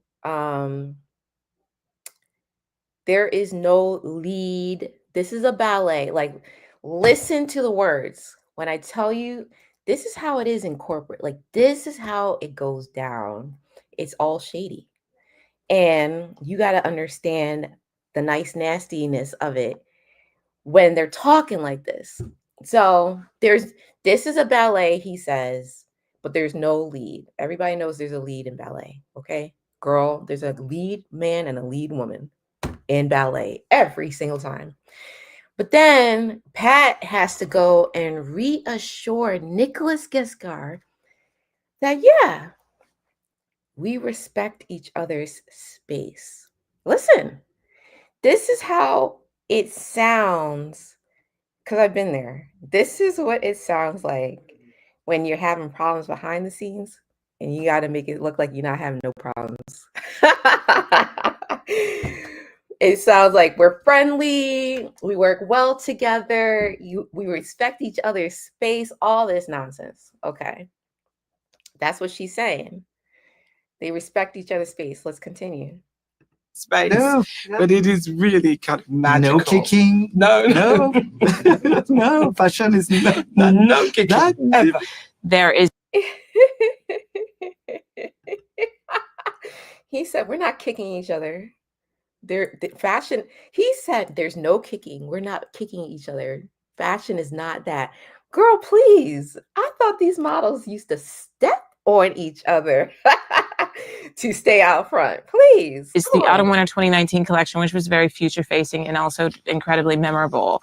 And Pat, I'd love it if you could describe this. If you could describe this in one word, what would it be? Oh, wow. Fearless. Oh, that's a good story. That's a good one too. Oh, yeah. That collection reflects. Okay. Now, this is what I'm talking about. The interviewer asked Pat McGrath that question. How did she feel about a recent collection? In one word, she said fearless. Now, as an interviewer, you would want that person who said that to follow up on what they said. Meanwhile, we have Nicolas Ghesgar coming in and stepping in and answering this follow-up. A very it was the crossroad of many communities together in Paris, between the Museum of Beaubourg and at the time another area of Paris, and how when I was young I was inspired by seeing like so many people that are so different expressing themselves with like makeup, clothes and everything, and the richness of our world when it's mixed. And I'll never forget when you... Okay, so Nicolas Ghesgar comes in to say how he was inspired when he was younger by the mixture of makeup and style and dress that comes together, okay? So he's explaining Pat McGrath's one-word definition of this collection as fearless. He's explaining it. But the question originally went to her, the head of makeup, and we want to hear her explanation, okay? But we're not getting it. Told me this is where you wanted to go. I was like, wow, would you go the whole way? And you went the whole way. And it was incredible. The smoked out eyes, the blush on the cheeks, the richest red lips. You wanted to go all the way. And to take it there and, you know, with a touch of 80s, touch of 70s, but then but for it to be modern. And it looked. Now look, what we're doing is analyzing. So Nicolas Ghesgar, he's sitting there nodding to Pat McGrath, talking about yes, yes, yes, Pat. What she's saying is, let me remind you, we were there together. All those years ago in the 80s, I was feeding you these palettes to make your girls look good on the runway. Okay? This is the between the lines stuff you got to pick up on, because he's making it seem like, oh, I was inspired all those years ago by the fashion and the designs and the colors and the shadows. She's the inspiration. So she has to speak up and say, yeah, I'm so glad you were willing to listen to my advice and take it all the way. It was a success, was it not? Okay, let's continue. Modern, and that's not an easy thing to do with all eyes, lips, cheeks, everything at once. Yes, yeah. Spring, summer 2020. I personally remember that being there. That was one of my favorites, actually. Another lips. And then the strong that was lips. amazing. Another strong lip. Yeah. Yeah. Yeah, Sophie. That was gorgeous, based on the beautiful Sophie, who is not with us anymore. But it was so sad. But I remember you showed me the image, and you were like, let's create that look, Sophie's look on everybody. And that was such a beautiful show. It's so powerful. The Very screen powerful. Yeah. at the back with Sophie on the back. And then I remember we bleached the eyebrows and we overdrew. Girl, Nicolas Guescard doesn't even remember what they did, okay? He remembered the model. But she's explaining, Pat is explaining everything that made that model the moment with the makeup. Through all the lips, and we put gloss on them. We used pencils. We used color. It was a real new structure of a mouth, which actually a lot of people are doing right now. Oh my God. The overdrawing of the lips, Pat McGrath. It's always been something that's been done, but on the models, it's always something that trickles down to the masses. So she's just explaining how that overdrawn effect was a moment that people are still doing today. And this was something back in 2020. Now, which is we overdrew the pencil into the back. The shape, right? Shape, yeah. And put the pencil into the back of the, behind, over the lips, and highlighted. It was such an emotional show, you know. I really wanted to celebrate the trans identity and many other people, but also to celebrate Sophie and who she was and how inspiring she was for people. It was really crazy the way like you developed so many Sophie's and aspect of her in the different models. So yeah, it was a very important show. So good. I like that he's giving her flowers. She developed so many Sophies in the model. And then there's the Autumn Winter 2023 collection, which is quite striking because that goes in a different direction. What made this particular show moment and look so special to you? Well, this show was designed with Philippe Parreno. Okay. Again, we have Nicolas Guescard coming in to tell us what made that show 2 years ago so relevant and important. So again, I think this is supposed to be about beauty. So let's see what happens. The French artist. So it was a very French identity, but expressing how France is rich because it's a mix of many different people again.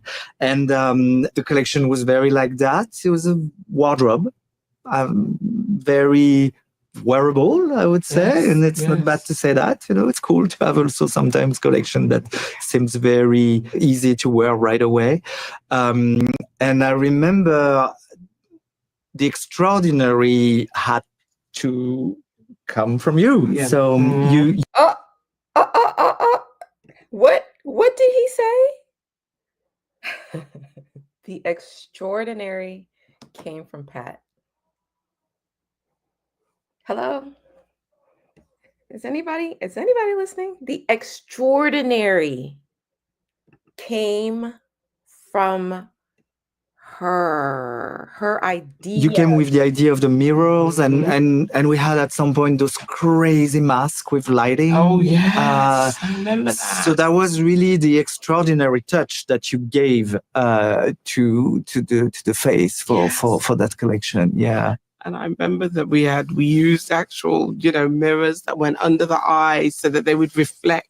Yes. Walking through all the different spaces. It was just incredible, and we did, you know, different designs or different Yes. amounts under the eyes. Different positions Yeah, too, different right? positions. I remember years ago buying those mirrors and having them saved and praying that one day I'd be able to use them, and the smoke eye and this beautiful makeup on everybody. Glowing. And we are partner and friends, Yes. but we are partner in creation first Yes. also. And at LV, I think that's what is so exciting. I mean, we will discuss even more about things. We will have even more projects coming. I Yes. mean, there's so much. many. And I have the feeling that it's about writing a story at Louis Vuitton. So I agree. I've been writing for a few years. You starting to write. We will write a story together. Did you get the shade? Did you catch it? That was the moment. Let me replay it. Even more projects coming. Yes. I mean, there's so much. many. And I have the feeling that it's about writing a story at Louis Vuitton. So I agree. I've been writing for a few years. You starting to write. We will write a story together. Okay, there you have it. That's the moment. He says it's about creating a story at Louis Vuitton. He says, I've been writing for a few years. You have only started to write. You have just started to write. It's about writing a story at Louis Vuitton. So I agree. I've been writing for a few years. You starting to write. We're writing together. I've been writing for a few years. You're starting to write. We're writing together. That's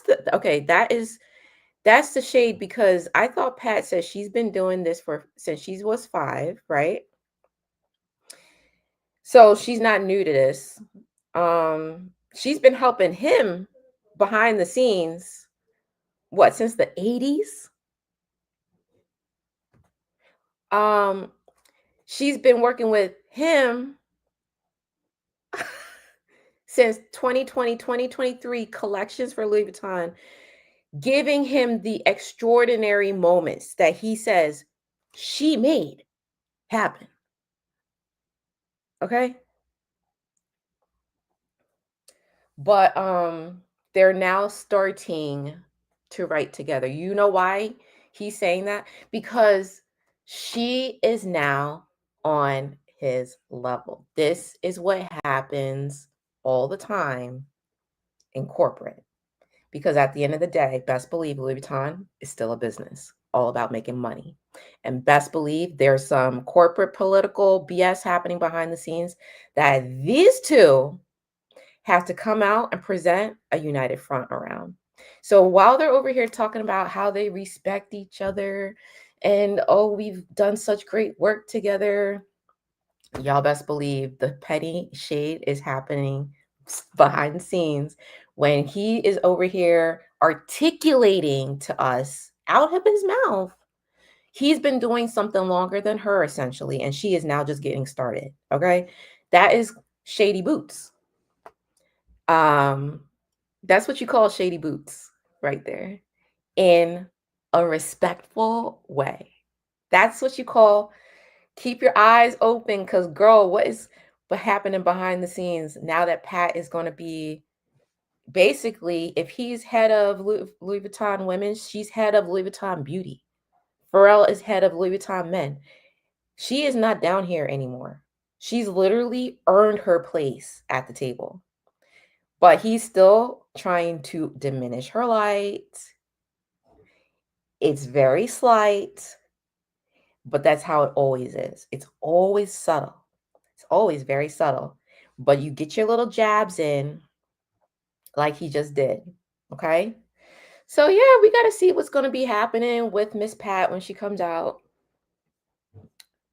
When she does her thing, because what's going to happen is, what's been happening is she's been able to help Nicolas create the looks, if you will, which helps him sell hopefully the look that we see on the runway is helping him pull in dollars for Louis Vuitton.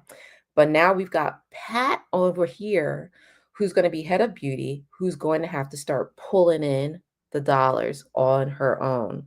Not just the look, although she'll be able to reference the look and saying, this is the palette that was on this model for this show, and this is how this look looks for those of you who need help, okay?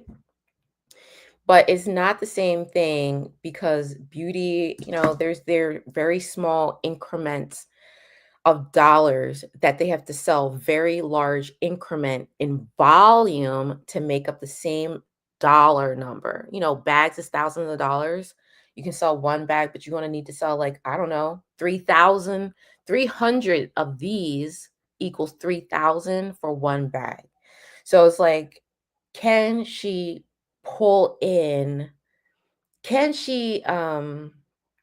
transfer those buyers? Can her looks on the runway translate outside of runway to beauty? Will we buy beauty based on those looks? So they have to work together. They have to.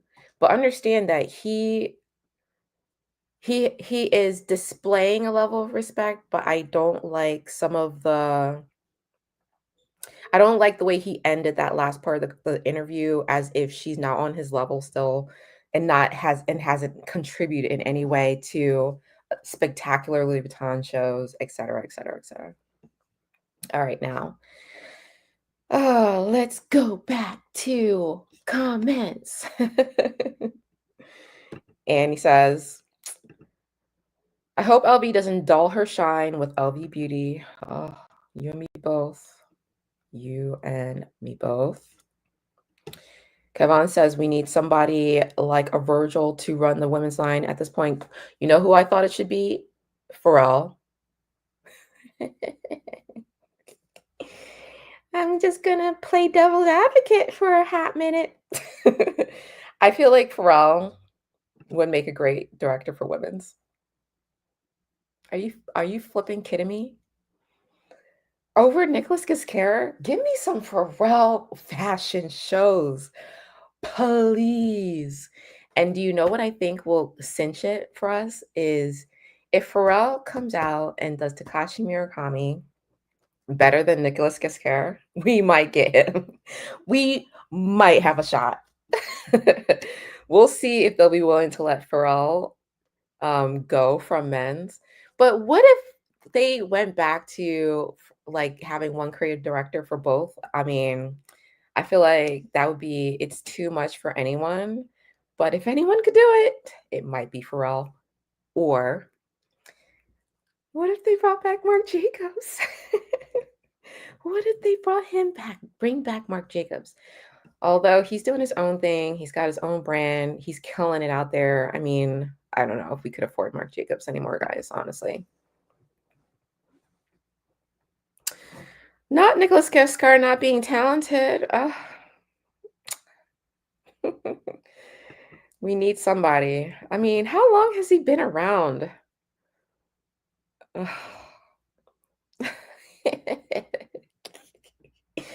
Bring the energy and bring the spice. Let's see. I wish she doesn't wait or she's intellectually uneducated. Make it make sense. But yet had a longer career. Oh, I agree, right? Hey, Kelly. Hey, girl. Kelly, oh my God, I'm so glad you're here. I have a giveaway for you if you want it. Right? We need Pharrell. Give us Pharrell. Oh, Kelly has joined my membership.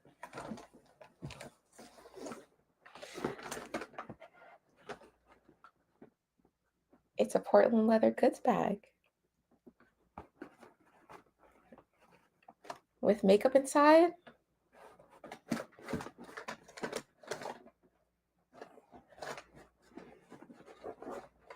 and Murakami stickers. She said, yay. Oh my God. Yeah, you guys, I know I have been slacking on making my videos, but I have still been working behind the scenes and trying to figure out what I want to do for my awesome members, commenters, viewers, and subscribers. Like, yeah, I wanna give you guys some stuff. So I really appreciate you joining my membership and being a viewer. And I was hoping you would be here because I was like, well, if she joins again, rather than, like I said, I've been slacking, rather than doing this in a video where I don't know when I would release a video, I said, if Kelly's here, I'm going to do this. So this is a bag that I bought 2 of because I actually have a version of it that I love so much that I use every day. And inside of it, I just carry my pochette accessoire, basically like carrying the Chanel walk.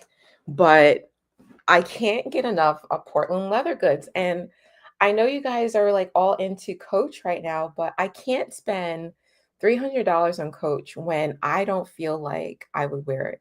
And when the reason why I buy these bags is because I'm trying to figure out if it's a good dupe of a Louis Vuitton bag, of a luxury bag. Like I don't need to spend Coach dollars to figure that out. So I really like this brand, Portland Leather Goods. I think for what you get, it's all leather. It's not lined, so I hope that's okay. But it's like one of my easy go-to bags. Like when I'm volunteering or running around and I want to grab a bag and throw it over my shoulder, I grab my Portland Leather Goods bag.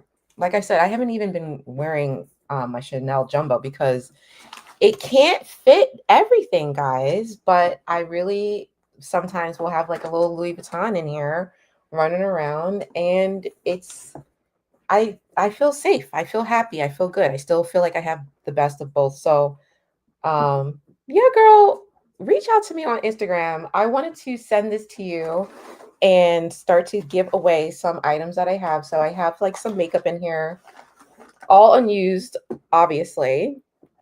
And some Murakami stickers because I was blessed enough to get extra samples. I gave one to Janelle, who's you just saw Janelle. She is Nurse Nelfa. She is my top commenter on my channel. But this is for you, Kelly, for joining my membership. I don't have many people yet in my membership, but I do have a few. And you're the most active of my members.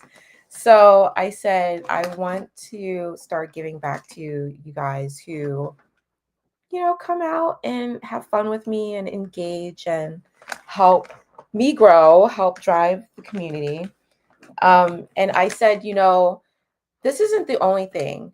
Okay. I get a lot of products that I give away, and they're really good products. Like one was the encasement I got from iMirror Luxury Collection, where she gifted me one for my cosmetic pouch GM and one of my subscribers.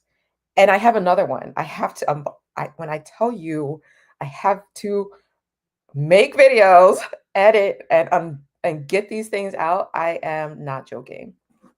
But this was one I was able to do. So this one is for Kelly Taylor.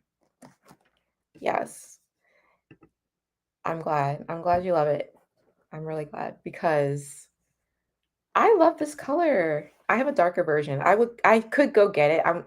I'm thinking of getting up and go get it so you guys can see it. You're looking a hot mess earlier today when we chatted. Oh, and you love big bags. I love big bags too. I'm really glad because, like I said, it holds a lot. It holds a lot. I'm gonna go get mine. So I'm not joking. The girl's not playing around. Give me a second.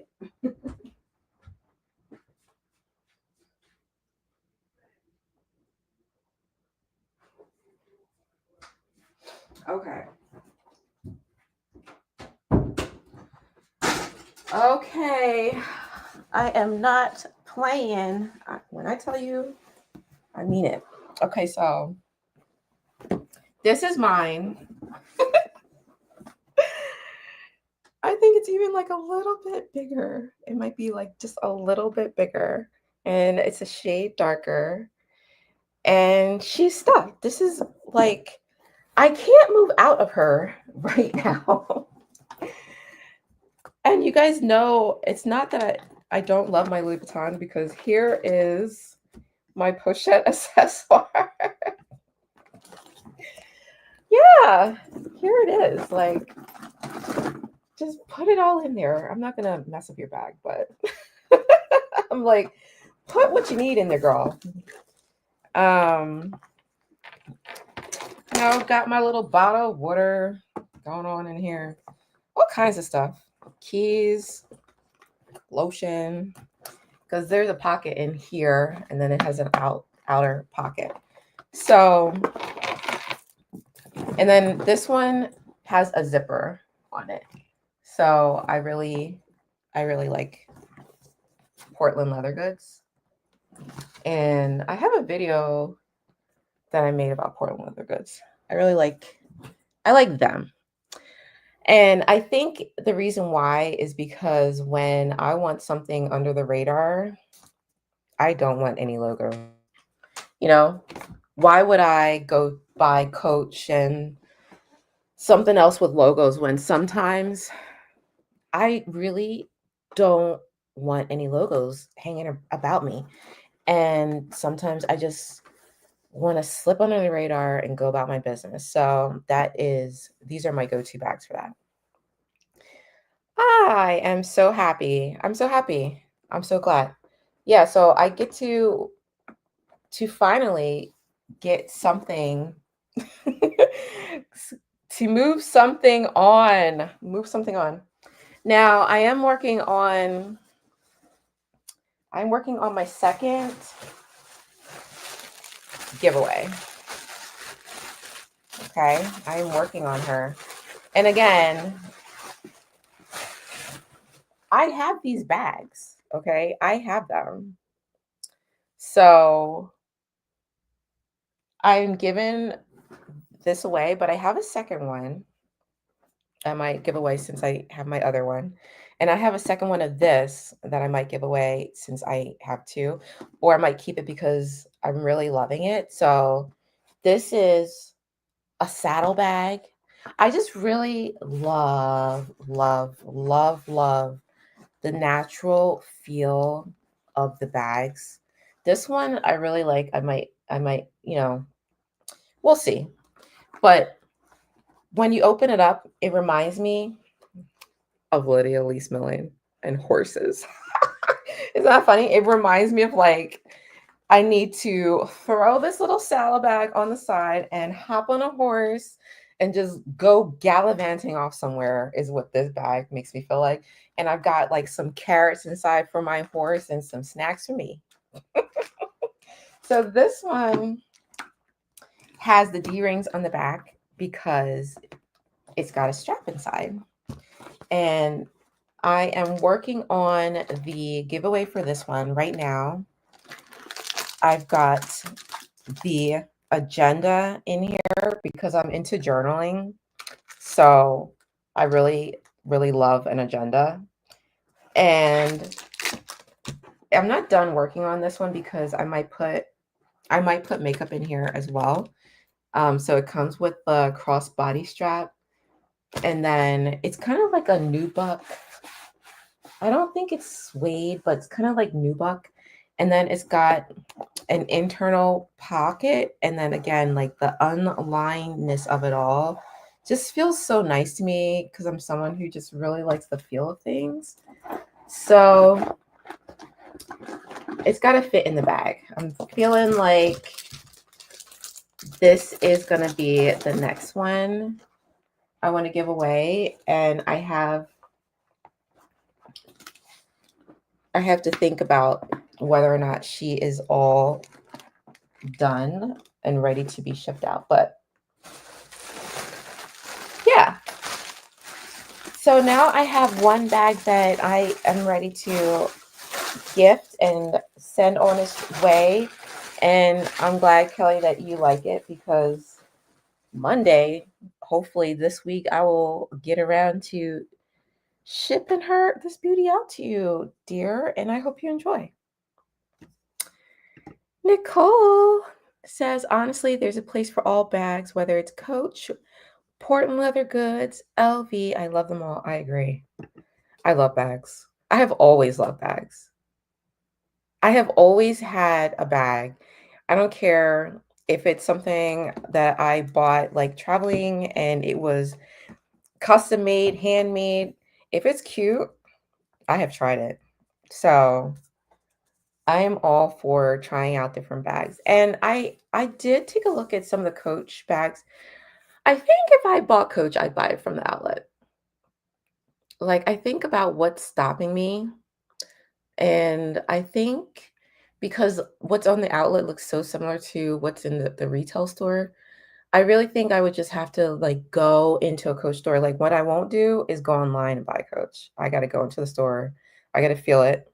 I got to see what how, you know, what do they have, and is there anything that would like fit into an opening in my collection? Because I keep telling myself, like, I can't take this all with me.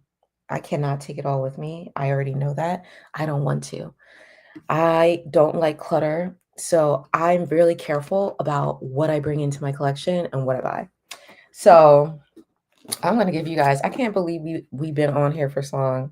I'm going to give you guys one more chance to guess what is in here before we got to go, because I'm literally done talking. But Luxury Family Feud has one more strike and then you're out.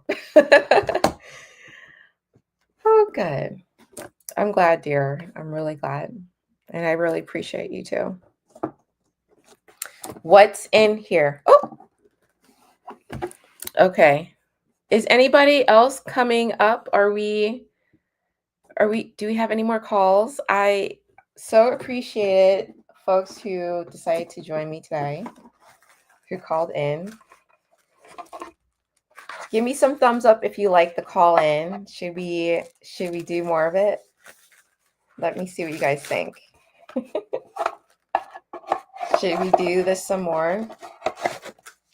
Have some more lives and giveaways and call in folks so that we know what we like here in our little community. I love our community. I really appreciate you all. Are you putting your heads together behind the scenes to guess? Oh, see, Janelle's a sweetheart. She won some stickers. Yes. Because, just because. Just because. Just because she's part of the community, part of the family. So that's sweet. Thank you, Janelle. Are we guessing? Or are you guys just like, oh, Kenysha, we give up. We'll wait for the video. We give up.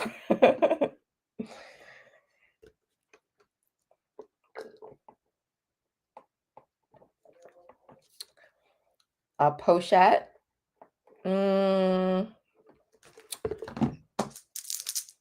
Uh-oh. Pochette accessoires. And 3 strikes. You guys are out. Oh, you guys got to do better at Luxury Family Feud. What are we going to do?